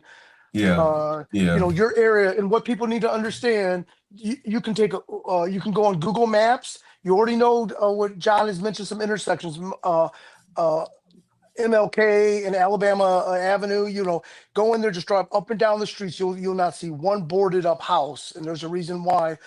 So that's also important to mention that you are Yeah. in a Yeah. very Very much. viable Yeah. area, but that area can be reduplicated, all across the nation. There are other pockets, maybe not as good as the DC Yeah. market, but equally, synthetically the same, because it has the state capital and a college town all in one. That's great. Organically, the same is the better way to say it. So I'm sorry, Yeah. John, I didn't mean to hijack your Yeah, stream. now But man, this is cities like Philadelphia, New York probably is too big on money. The landlords are more or less concentrated. I don't know as much about Atlanta, but probably to a lesser extent Atlanta, Chicago, places like that. You probably can pull off a lot of what I'm doing because the rents are pretty high. And there's probably a lot of unused places in these houses. Master Kim, I told you, my next door neighbor, he came to me, he said, John, he inherited the house next door to me. So he was already living somewhere. And so he's trying to keep where he's living, where he was previously living, but he doesn't want to let go of this house because he inherited it. But to inherit a house that needs maintenance is more or less a yoke around your neck. So he needs to monetize this house. Otherwise, it just remains a liability to him. So he comes to me, he says, hey man, I want to try to do what you're doing to keep this house and monetize it. And I'm thinking to myself, there has to be many, many people all around here that are in similar type situations where they're not using the entirety of their house, probably only using a third of it. And they could stand to make some money off of the rest of their house. It is the way of living here in DC. It is what it is. Basements all over DC are, here's the thing. Basements are very valuable in DC. typically that value accrues to the higher trust societies because you can rent your basement to someone in a legal basement and they're not going to take you to court. So in the bad parts of towns, all these basements that could be rented illegally without the hand of the government being involved go unused because there's no trust. All my water pipes, as JP described, is in the basement. So if I can't trust you to be in my basement, then I just won't rent the basement. So all around me, no one rents their basements, but I do. Who did I rent it to? Omar. You can trust Omar. The blacks that I rented to on MLK, look at what they did. You couldn't trust them. Imagine if they decided to be JP in my basement. They could have torn up a lot of things because they're in the basement. And so I think there's a lot of opportunity there, Mr. Kim. You know, monetizing the unused space in houses in the ghetto. Most of these people are poor anyway. Why not rent your basement out? Hey, John, I will say that the calls, at least the ones that I've heard, and please forgive me, I may have missed some of your other calls, none of the owners appeared to be hands-on, meaning they didn't say, hey, did you see those new counters we put in? Or hey, this is great. I'm going to fix that little cement missing piece. Or, they none of them appeared to be intimately knowledgeable with these properties that either they're in control of or own. So that just shows you that they themselves aren't coming down to the hood, even looking at their own properties. The guy said, one of the guys said he lives here though, lives around here though. You know, I don't know what that means, but he did say he lives around here. So, but anyway, we'll probably talk to him some more on the stream, see how that goes, Mr. Kim. Give you some insight to the DC real estate market.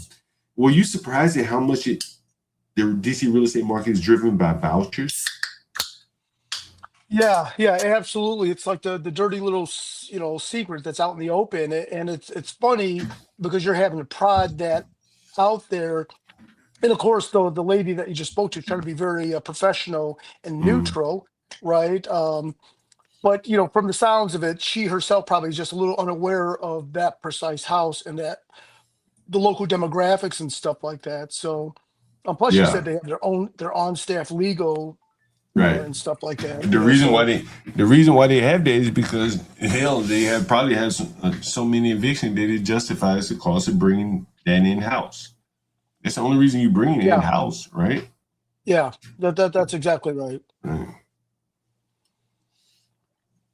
Anyway, so, no one's doing this no one's doing what you're doing, John, on these internet streets. It's very, and not that I'm trying to parade you up and down, but what I guess I'm trying to say, in every industry, there's only so many advancements or business models, and just kind of say, man, you're doing something very unique.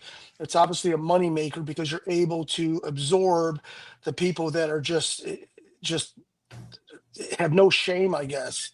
But you're also highlighting people, and it's almost like you're like a wild tiger wrangler, like you see those videos of these skinny ass Indians in Mumbai with a little stick in their hand, but they're controlling the tigers in the cage and stuff like that. It's almost like you're seasoned at what you're doing and knowing other people would be gobbled up, even if they try to do exactly what you're doing.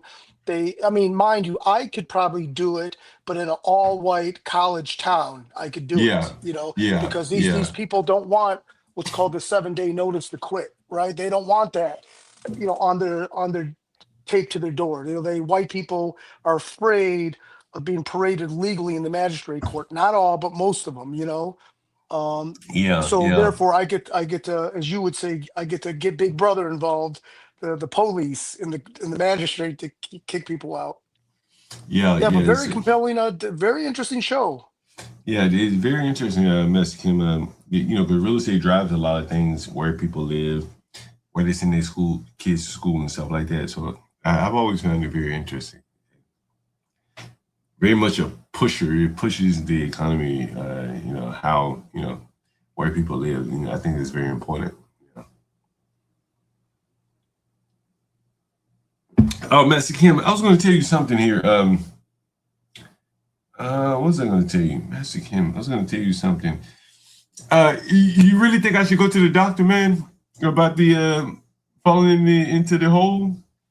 Yeah, I think, did the owner appear to be like, someone that was strong standing in the community? Like, did he appear to be like one of these engineer type of Somali types or Ethiopian types that's, I'm just Nah. It seemed afraid a like lot of these guys let their insurance lap and all that because they don't got cash flow coming in. So from like in the old school, in the old country, they don't pay insurance. But I would definitely go to the doctor, just get it documented because if anything, you can get a judgment and just lien the F out of that property. The list, everyone, all the dummies list, and it's called LIS pendants. And I think it's a list big pendants, Latin yeah. list pendants. Go file one of them because you can bring a claim on that. But if anything, you could just cloud that title to where if he did sell it, they're gonna have to take care of you first. Yeah, now it is interesting, someone was telling me that. I'm like, that just ain't, but it's probably And worth doing, yeah, I it's don't for know. the two things. What had happened is highly dangerous and Yeah, humiliating, right? yeah, The nails and everything, all the, you still, when you go home tonight, take a shower, you're gonna notice all this shit on your ankles and all this stuff. I can show you a picture of this shit, man. Only Um, people falling through floors right now are in Lebanon, bombed out buildings and shit. let me see if I can show you a Um, picture of this shit, Miss Kim. Yeah, I'm gonna show you a picture of this shit. Damn, did that not come back right? Damn. Let me show you a picture of this shit, Miss oh boy allowed you to walk into a death trap. Yeah, Absolutely. yeah, yeah, And then, yeah. I don't know if it didn't sound like he was too excited to help you in that situation either. Maybe he himself was in a state of shock as well. Look at this shit. Let me show you. Oh shit. Let me see. Here it is. Here it is.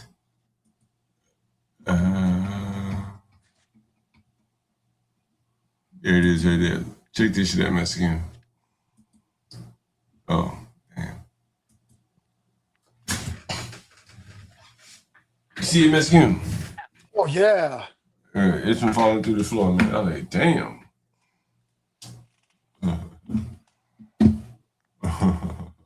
Yeah, I didn't John, see and, that.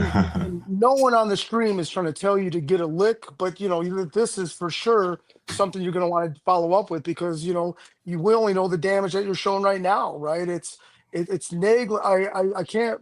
Can you imagine if it was one of your kids with you or your lovely lady Lisa that would probably never Yeah, step foot in that place anyways? Yeah, so for sure, go get checked out at the clinic, go get a tetanus shot and all that stuff because those rusty ass nails and all that stuff. yeah, that's what I thought Uh, about. Yeah, yeah, yeah, just at least go get checked out, and then I would bring a claim against his monkey ass. yeah. And monkey's got nothing to do with colors as much I as know. the negligence, right? And then on Yeah, top of it, all you're looking to do is just drag his ass to court, and you'll get a judgment entered. You don't even need to be cashed out. Just put that lien on that building. You're a young guy. John is a young guy. Everyone, despite his little gray ass beard and shit, he's a young fit guy. So he's been living around yeah, a no, long way. really. So just I'd lean the fuck out of that building. Yeah, the thing is, man, like it was dark in there, so I'm walking through there, but my eyesight level was at the refrigerator because I knew that's what you'd be interested in was the Yeah, the like walk-in your cooler, yeah. right, and that was today,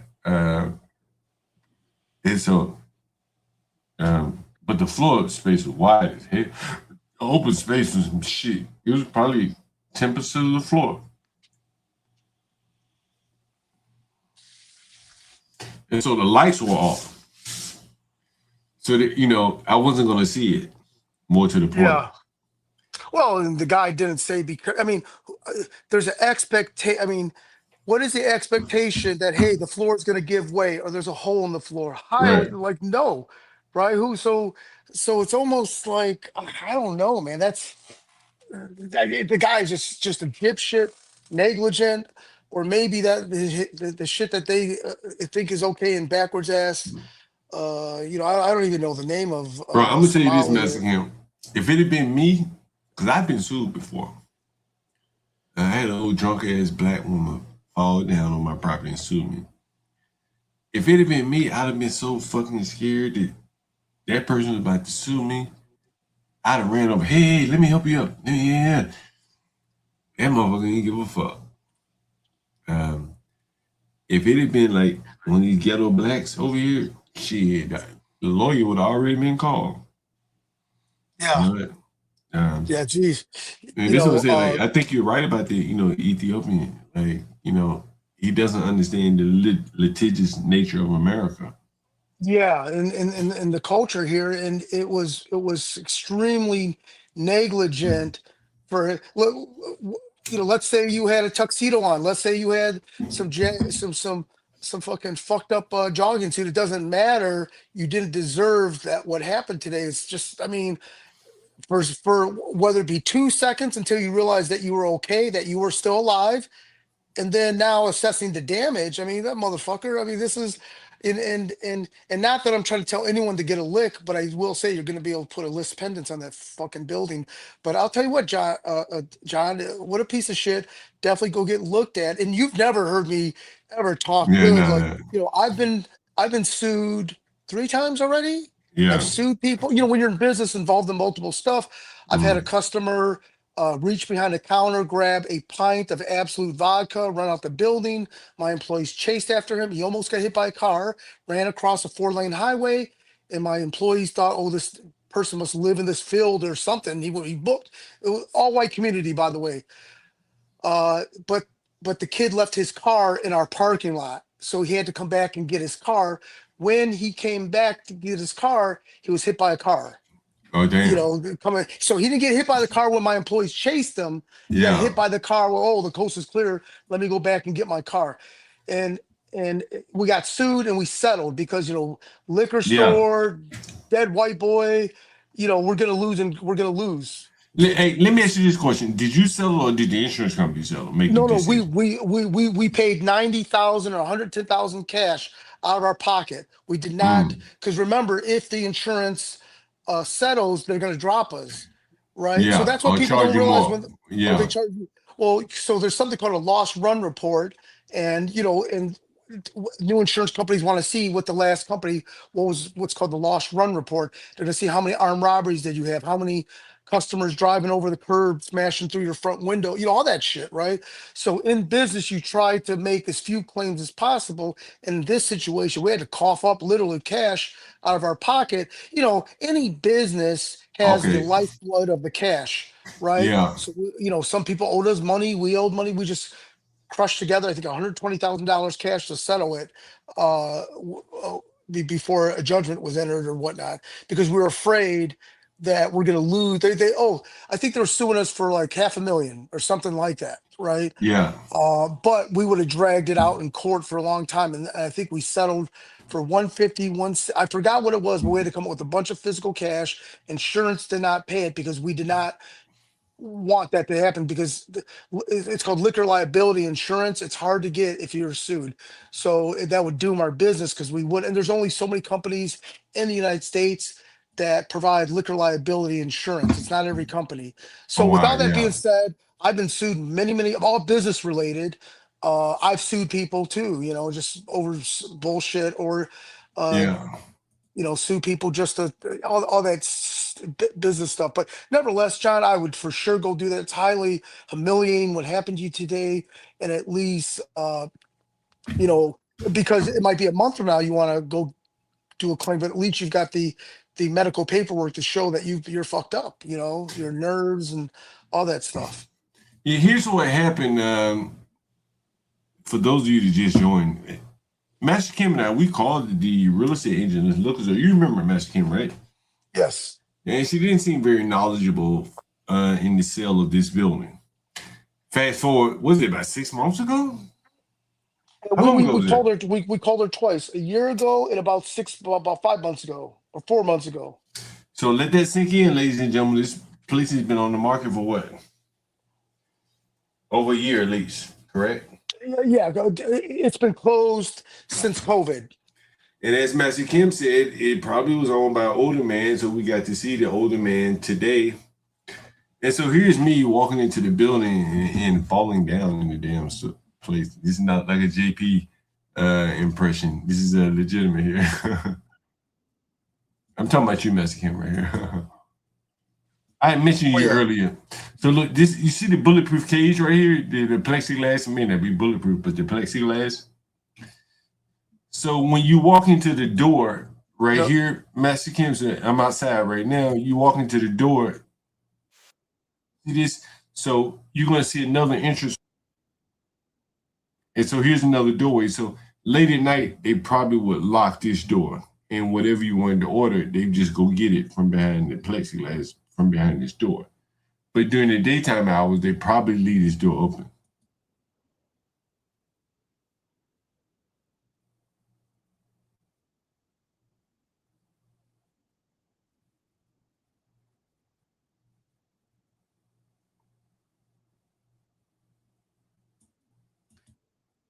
I'm trying to see if you can see the hole in the floor before I saw it.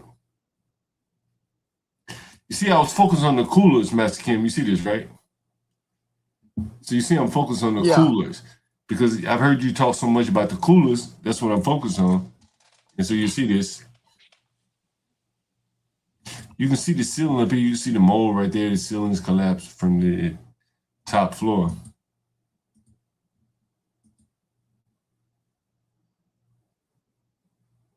You see another collapsed ceiling right here. There I go. So, John, he's had severe water damage, obviously, right? Yeah, that's why the floor is damaged right here. Yeah. Well, So, for Go old ahead. boy to let you walk in there, so dangerous. That Yeah, that's very do you think dangerous. that he knew you were gonna get fucked up? Maybe like teach you a lesson, or Nah, hell no. He probably just didn't want thinking, man. You know, he doesn't have the American litigious mindset. He's Ethiopian. Again, as an American, bro, no way I'm letting anybody come in this building knowing how dangerous this could be with no lights on. Look, I fall through the hole in here. Look, Mexican, for the audience.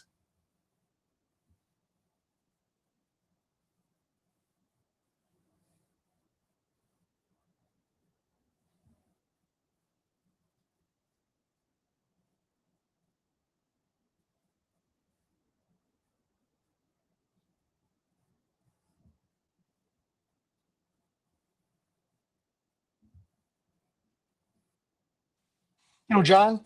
Yeah, I'm hoping I get a picture. Yeah, go ahead, Mexican. Yeah, this isn't some back warehouse that they just paint stuff that's not open to the public, right? This where the area you're walking is the public walk area. This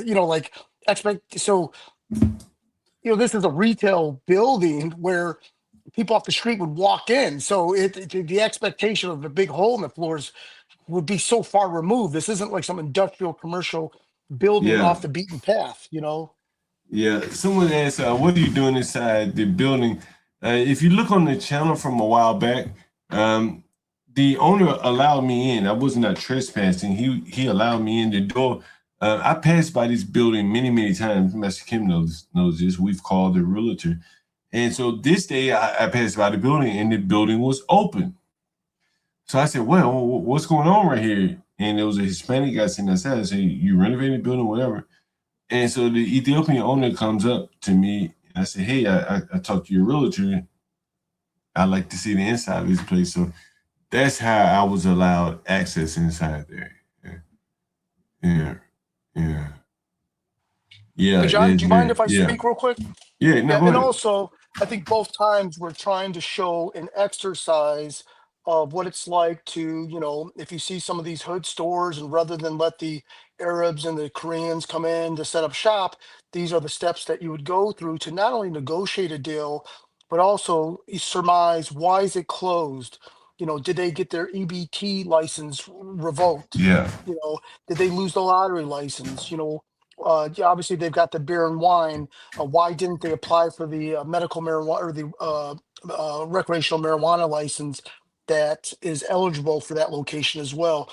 So we're trying to put some pieces of the puzzle together, because it's very uncommon for Indians or Ethiopians to tap out and close a location because they got some other sucker within their culture that they can pawn the store off to. It will be a great opportunity for them. They don't just hand in the keys and walk away.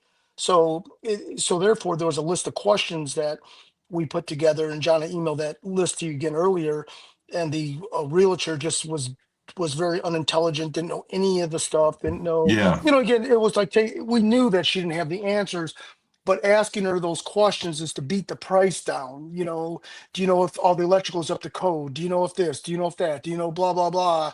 Coming up with all the reasons, knowing that do they have the financials? Because when you buy a commercial building, so since COVID and the collapsing of the economy back in '08, and then even after COVID, banks for commercial building, they want to see income streams. They don't do what's it called, John, when you can do comparable value. If for me to build this, in appraisals, it's called something, but with commercial properties, they want to see revenue streams. Yeah. What did the people prior? What were their gross profits? What are your project? They're very interested in making sure. Oh, just like you said earlier on the stream, if it's a couple and it's one person is the revenue has got the job and they break up, and now you got a tenant that can't pay their damn rent. Same thing with the banks. In commercial buildings, how are you going to pay us? They don't want they could care less about the value in the corner and all that stuff. It's the revenue streams. Let me ask you, Mexican, did you hear the guy who said he has a credit scoring system that will dynamically score your credit based upon how much the rent is? It's very interesting. Yeah, I thought he was using the credit score loosely. I think, kind of like there's a point system that, like when the guys go to prison, they catch a case, depending on, was there a gun involved? Oh, there's 2 point, sounded like one of those things, like a grading. It was probably more of a grading system. Well, and I think on the stream you had mentioned social credit score. Right, that's what I'm going. Like, once you get the combing their purchases and the flows of money in and out someone's account, then you can start to make a qualitative judgment about their inflows and outflows. Okay, if I see a bunch of your money spent on DoorDash and Uber Eats and tips at the nightclub, there will be a rating for those type of people. That makes total perfect sense for me. What percentage of his money is spent on entertainment, fun? What percentage of this person's money is spent on, I don't know, books, whatever, non-fun stuff? And you could start to kind of hash who are the good people and the bad people. You could start to refine the list even more. This is me talking as a software developer. I see this as totally reasonable, like qualitative data as to how the money flows and where it comes from and what it's spent on. Everything being equal, there is a difference, right? If everyone makes $100,000, well, how do you distinguish between the good bet versus the bad bet? Well, it's how they spend their money. If one person has a car note, then he's kind of, what do they call it in economics? That's a fixed cost in the short term, at least, right? Versus another person who maybe goes out to the bar and drinks a lot. Well, that's a variable cost. He can stop drinking quicker than the guy can get rid of his car note, as an example. So John, it's true. On one of your streams, you'd mentioned about, that you normally just kind of thumb through their garbage real quick because that gives an insight of what a dipshit that person is.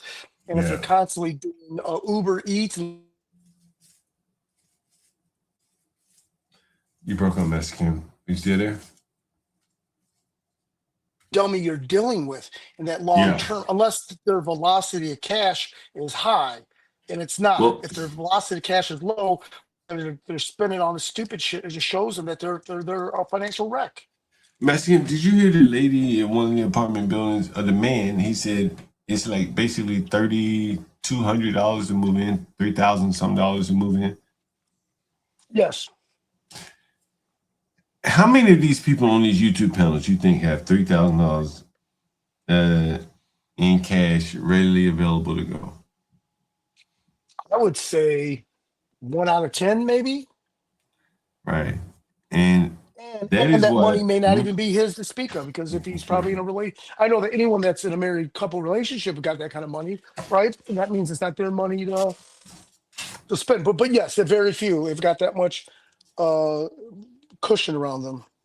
And they're not going to pay that amount to live in the ghetto, they're gonna have to go out to the suburbs or somewhere or to the better parts of the city and pay even more. The government is setting the floor. See, what I've been showing you guys is the floor. You understand what the floor is in finance? It is the, like the lower prices. It's the lowest price. It's the floor. We haven't looked at the ceiling, and the government is setting the floor at, absurd rates that the working class man can never afford. Anyway, what's up? We got some guy up here. What's his name? Boji. Hey, salute to you, my brother, and to your Yeah, what's stream, up? bro. Yeah, what's up? I have come up the other day on the stream where you and this other gentleman. Yeah, be brave. Yeah. Right. I still do not get, you know what I mean, the perspective, but because, for example, right, if you're inside the country of the Philippines, you don't blame to another island to group of people. You know about is in the Philippines, every island has total different ethnic group, right? Yeah, we haven't been talking about race today. It's just about landlord and stuff for the most part. Right. So when it's inside down there and when the crime is committed, we don't say that particular ethnic group. It has to be collectively, right? So now, if it's a bad person, it has to be a bad person, one person. I cannot say that, I mean, all of them now are a bad person. That makes sense to you? Yeah, it So totally makes since sense. we're inside United States, and if the crime is committed inside, we collectively is responsible as a united, all of us. It reflects on all of us as a united. It doesn't say, oh, it's the Mexican or it's the No, I got you. I got white you. or it's All the right. thing. I We got don't it. do I got that it. type Yeah, of. yeah. I got it. I got Yeah, it. I we're got it. inside United States. I got you. I It got you. reflects on every single I one of got us I got collectively. you. I got you. I got you. I got you. Mexican, you want to respond to that?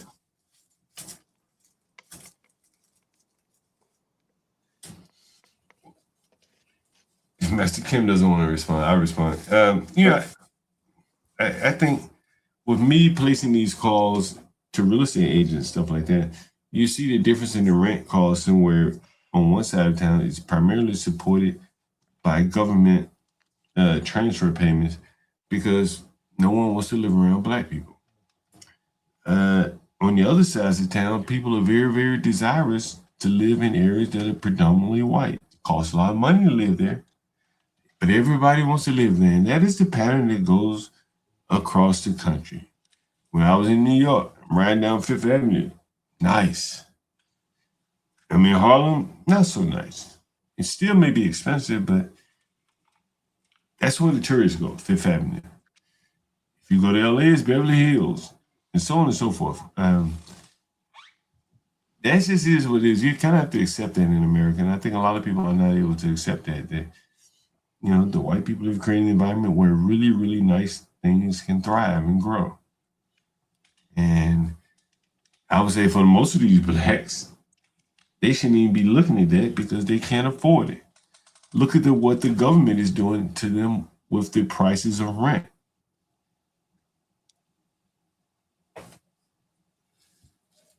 Anyway, this has not been a race talk today, so go right ahead. Hey, John. Yeah. There's a lot of things that are absolutely true, that kind of feed into the stereotype. And I'm not going to kind of delve into the whole race thing. But for example, Asians or specifically Koreans, we dominate the African American healthcare or the beauty care industry. We dominate, and they're making tons of money. They do a good job of it. In addition to that, Asians dominate prostitution, right? And the Japanese saunas, those are predominantly Koreans. Yeah. Right? We dominate that. It's a Scrooge of society. It's a very undignified thing, but it's absolutely true. It is, and it makes Koreans look like pieces of shit, but it's absolutely true, right? So there are good things that Koreans do, but absolutely pitiful things that we do. We dominate the prostitution industry, at least when it comes to the Japanese sauna business, right? So, the things that you've illustrated others about the other cultures and stuff like that, or what the gentleman using the Philippines is just an example. I mean, it's like, dude, even in the Philippines, they've got racism amongst their own culture.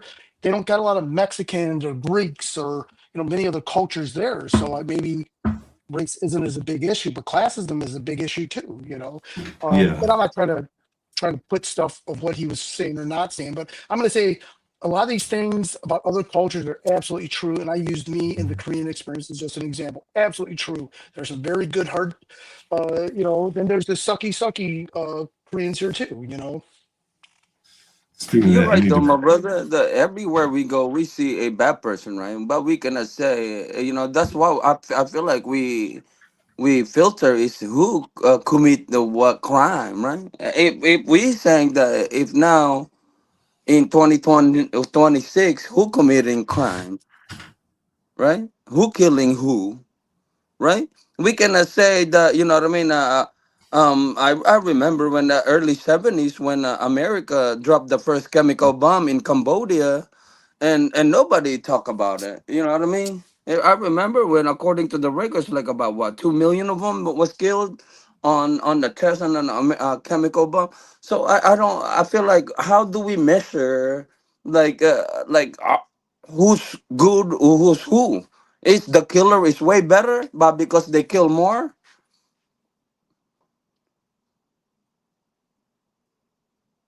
Like for example, here in United States, we did it like I remember who named the United States. I know who's the Amerigo Vespucci, the Italian explorer that named the whole entire spot. I remember when the Native American was, you know what I mean, genocide down there, 2 million of them. Who now a better person, but because I mean, some other people are like acting in a certain way. Go ahead, bro. You know, I think as far as where we are today in 2026 and everything's a Mm, matter of perspective, right? right. So, you know, we could be, you know, the United States, don't ever get on the bad side of the United States because they're gonna fuck you over with or without a condom. But this is the best place on the planet. So The both best. comments are The true, right? best. So yeah, but don't you get caught up in the legal system, you're gonna be quadruple fucked. But with all that being said, we are the best place because at least The there best. is The only First and the Second only thing Amendment, is messing and up, right? It's the workforce right now. Whoever serving the people, right? Who is now serving the people of United States? Especially if you go into Walmart. You know well, what I mean? you The know, I've the seen what you're efficiency talking of about. the people that work in Walmart is at its lowest. And you see what type of uniform everybody wear in there. I'm talking about the one that's serving the community. Yeah, I was in the Walmart the other day. It looked like the United Yeah. Nations in there. They bad.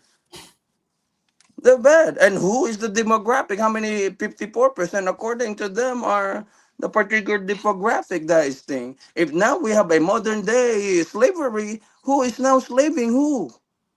In well, 2026 I'm talking about. okay. Well, Walmart pays $16 to $18 an hour. The employees are hard to train. They have high theft. In fact, Walmart is kind of subsidized welfare. Walmart should be heroes.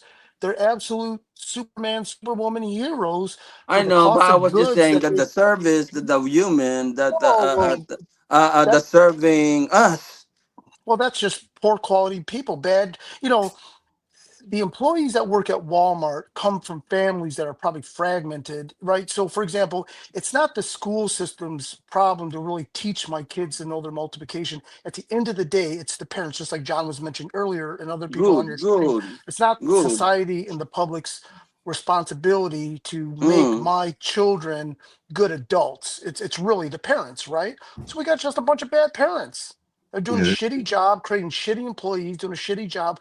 yeah. It So isn't Walmart's it's responsibility not the to color, let right? people. It's not the Pardon me? color, right? No color whatsoever. It's the Well, person, right? you It's a know, human, right? well, You you know what I know, mean? No, no the one color that's whatsoever. But because we can appoint, no, I feel like this is the thing I was having a problem. But we all human. It's just one race. We all bleed the same exact blood, right? We are not the oligarch, right? Because I have experience. Who's the oligarch, right? All right. Laying your plane. Laying your plane. Right? Nobody oligarch. But when we say we are all in United States, we are all the modern day slave then, but because every single one working. Because if you come here and you didn't show up to the United States as a hierarchy, you should be on the hierarchy. You don't pick up a broom a single day in your life. You will never even clean your home. So You have if you don't made the mind, clean your home, right? if you don't mind me asking, are you originally from the The Philippines? Where are you? Philippines. Okay, so Yeah, yeah. I was born in the Philippines. That's why I said All I right, all never right. see a Hey, single come on, property in the United hold States. on. He had a question for you. All right, he asked you where yep. you from. Go ahead. So and they do pesos there, right? They pesos, Yeah, right? it says now Okay. 60 So how times. many $1 how is many 60 times. 60 God damn, times. So man, you're in you a talking too much country here. where you've got the US dollar. You're in Mm. command of the US dollar. And we got these Walmarts. We got the big this is as Brave would No, we say, cannot say that, but because if a we're certain living the One demographic at dream. a take over, time, my hold man. on. One at a time. One at a I'm time. Let him sorry. finish it. Let him Look, finish it. let me land real quick. If a Nah, nah. certain Let him finish demographic his take statement. over Let our it. home, God damn. Go ahead. Go ahead. Finish Mexican. Yeah, you know what? All I know is I wouldn't want to be in some piece of shit rice paddy in Seoul, Korea, where my mother came from. This is the best place. I've been discriminated. I haven't been discriminated. I've used people. They've used me. I've made a lot of money. I'm a family man. This is the best place. You have to take the good and the the bad. best, the 365 best. days of the year. If you have 2 shitty days, you are lucky. This is the best place to be. And I think you would agree. This is the best place. And we don't live in Disneyland. The real world is very dangerous and cruel. But No, of all the no. dangerous and cruel places, we are in the best place. No, the U.S. is the safest place. But here is the thing: if a certain demographic already took over, right, inside your home, I mean, I could ask Mr. John Gold, does he have anything inside their home, his home, that he could show it to us that he says made in the U.S. With 2026 right now, you pick up one item from your house and you said, "Here, this is made in the U.S." Or Sure, every something. single appliances that we have is made in China and we already been taken over. Geopolitics wise, all All right, around all right, in all our right, all road. right, all right, all right, all right, all right. John, hey John, do you mind if I Bring may it back respond home. to a comment that Master Kim made regarding Walmart? May I? Yeah, go ahead. Master Kim makes a great point about Walmart. Master Kim, you are that dude. You know it. You're the best. I there Thank you, was Ponder. a young hey Master Kim. There was a young years ago. There was a young she and I were just chatting. She's a young black girl. She was working at Walmart and going to school, college. She said that she was able to work around her work schedule with her class schedule, and she also said that she could take money, like take like a small loan through Walmart to help buy books, her living expenses, etc. She spoke so highly about Walmart because working at Walmart, especially as a young woman in college, she was able to transition, that it was an employer, like, like a first time employer for people who are young going to school, and they can, they can adapt and navigate with this employer going to school and just, growing up, that transition, 18 to 24. Walmart allows that. It really is not that type of job. They do, I think they are the number one employer in the United States. But when you have certain people who simply are not willing to work, are not willing to use the benefits of working for a employer like Walmart, which is basically 24 hours, that's on them. There are plenty of students and also women who are just transitioning. Maybe they came from an abusive household and they just need an employer that can work around their schedule, themselves and their children. I've heard a lot of good things about working for Walmart. The bad issues with Walmart are those fellow employees. Master Kim is correct about stealing, organized crime. A lot of that retail theft is organized retail theft. Hey, hold on for a minute, partner. You got Lisa calling in here. Hold on for a minute. Hey, Lisa. Hey, I was calling to check to see how you're doing. Hold on. Lisa, you're on my stream here. Master Kim says I should go to the doctor. What do you think? Go to the hospital and at least get it checked out. Well, I haven't talked to you since you fell. How bad is it? Like, are you? Oh, I ain't seen your pictures. Or I seen your pictures. Let me see if I got. Well, I'm driving right now, so. Oh, okay, yeah. Anyway, so maybe I should go get it checked out. What do you think? Well, if he's saying that, then I'm guessing it must look bad enough, or whatever you're describing is bad enough. This game is on the channel right now. Hi. Yeah. But you want to listen lovely to me? lady Lisa. Hi. Thank you for telling him to go to the doctor, because he would not listen to me if I told him that at all. But anyway, No, he was giving me the ins and outs of it all. He was giving me the ins and outs of it If all. you're gonna go, you should go soon, because just in case let's say things are serious and you need to send this guy a bill, you don't want there to be a delay between too much of a delay between when the incident occurred. Yeah. I was about to go buy a bike or look at a bike. So a bike. Why? Don't you already have 2? We need 3. 3 is a magic number. Okay. But anyway, I was looking in that building. It needs a lot of work. I mean, it's not. I don't know who's going to buy that, but it needs a lot of work.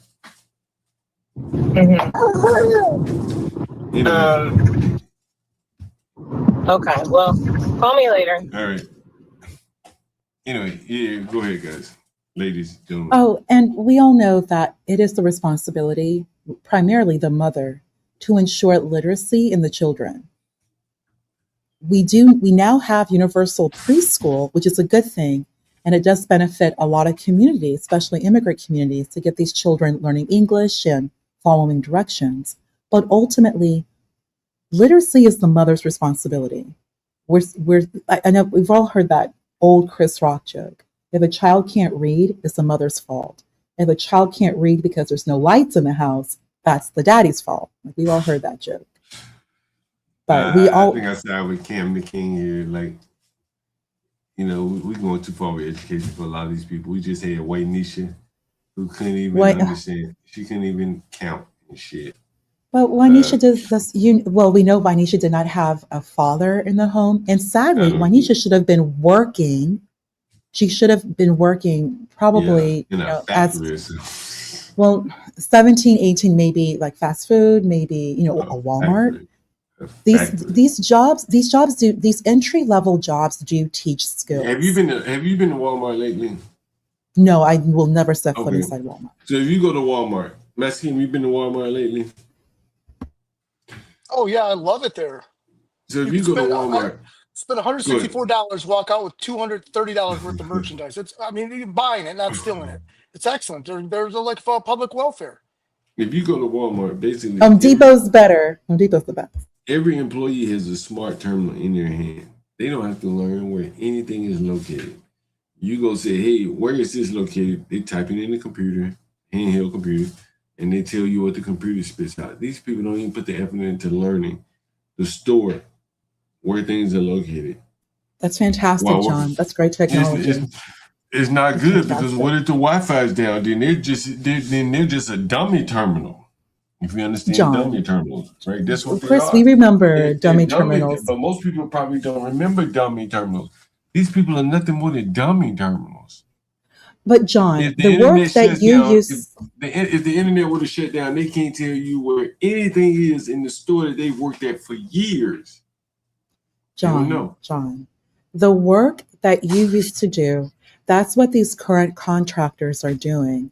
Everything has to be optimized. If you were still in the IT industry, you would have been part of that project to create like the smart terminal, those handheld smart terminals. So you would have done that. This is what I'm trying to see on Mr. Fantastic. Like, he sees the corporate elite is dumbing down the country. I said, man, like they're responding to how dumb people are, and they're engineering their handheld consoles at Walmart to where someone is dumb as hell that can use it and tell the customer what the product is.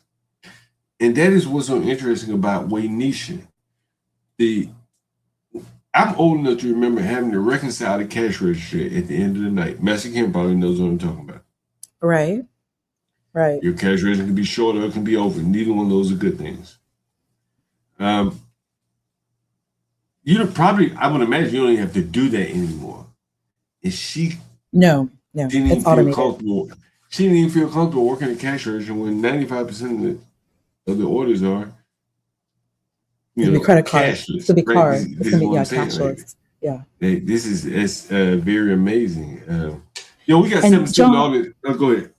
John, and keep in mind, you know they're phasing out, and I know Master Kim knows this as well. They're phasing out pennies. Oh yeah. Yeah. So we are moving cashless. If we no longer have pennies, the smallest unit of currency, that's very clear. It's very indicative that the country is moving towards cashless for a number of reasons. Yeah, you Not see just that a lot in New York. Mm-hmm. There we go. Because they want the government and these businesses, they want to be able to have everything basically automated and virtualized. They want to see every single dollar run through that, and also for tax purposes. They want to see the money. So we are moving towards cashless. Pup, let me shout out 7 I see you just joining. We today we did kind of a landlord heavy stream. We called a couple of real estate agents and we looked at the prices of real estate rentals in DC, and we saw how they were closely tracking the government Section 8 payouts. We then called some of the real estate agents, some interesting conversations. Will you say so, Ponder, Master Kim? Interesting conversations with those real estate agents. Absolutely. Yeah. And we probably have the one guy back again. But John, go ahead. Mm-hmm. John, if I can share something with you, I'm back in Princeton, New Jersey. I'm actually staying in Plainsboro because I'm now working. I mentioned that to you in BD. I'm working on a project with a law firm that I think you're probably familiar with, and it's for NYDFS for cybersecurity. There's just a new mandate, so I'm staying now in Princeton. A lot of businesses here, John, they only accept cash. Till this day, even when I used to work here, now they're still like that. And we know why, because they don't want to report all the income. Jersey's very expensive, tax heavy state. Yeah. So a lot of these businesses, the small businesses, they will not accept card. Yeah. So it's like, just knowing that, everyone knows you're not reporting all of your income. Yeah, and Ponder, I gotta get out of here. I'm drunk as hell, Ponder. This nigga has a motherfucker, by the way. Let me go fast. I am the nigga, John Hall. This high ass nigga. They don't dance no more. It's all about the lean. Back in the day, crack was jumping on the scene. Now they slumped on the sidewalk. Can't talk. Golden era faded, but we still feel the rock. They used to be kings, now they lost in the scheme. Popping them bottles, throwing money, living dreams. Now they zoned out and mumbling, fumbling. No rhythm in the city, the whole shit crumbling. They used to rock the house, they was riding through the streets. Remember there was dancing, sliding to the beat.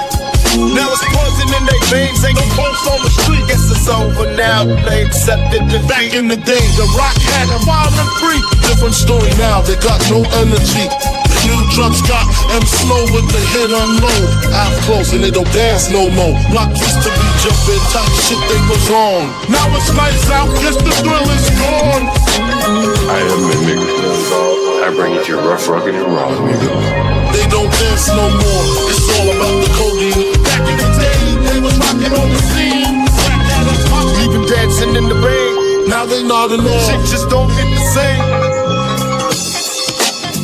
I am that nigga.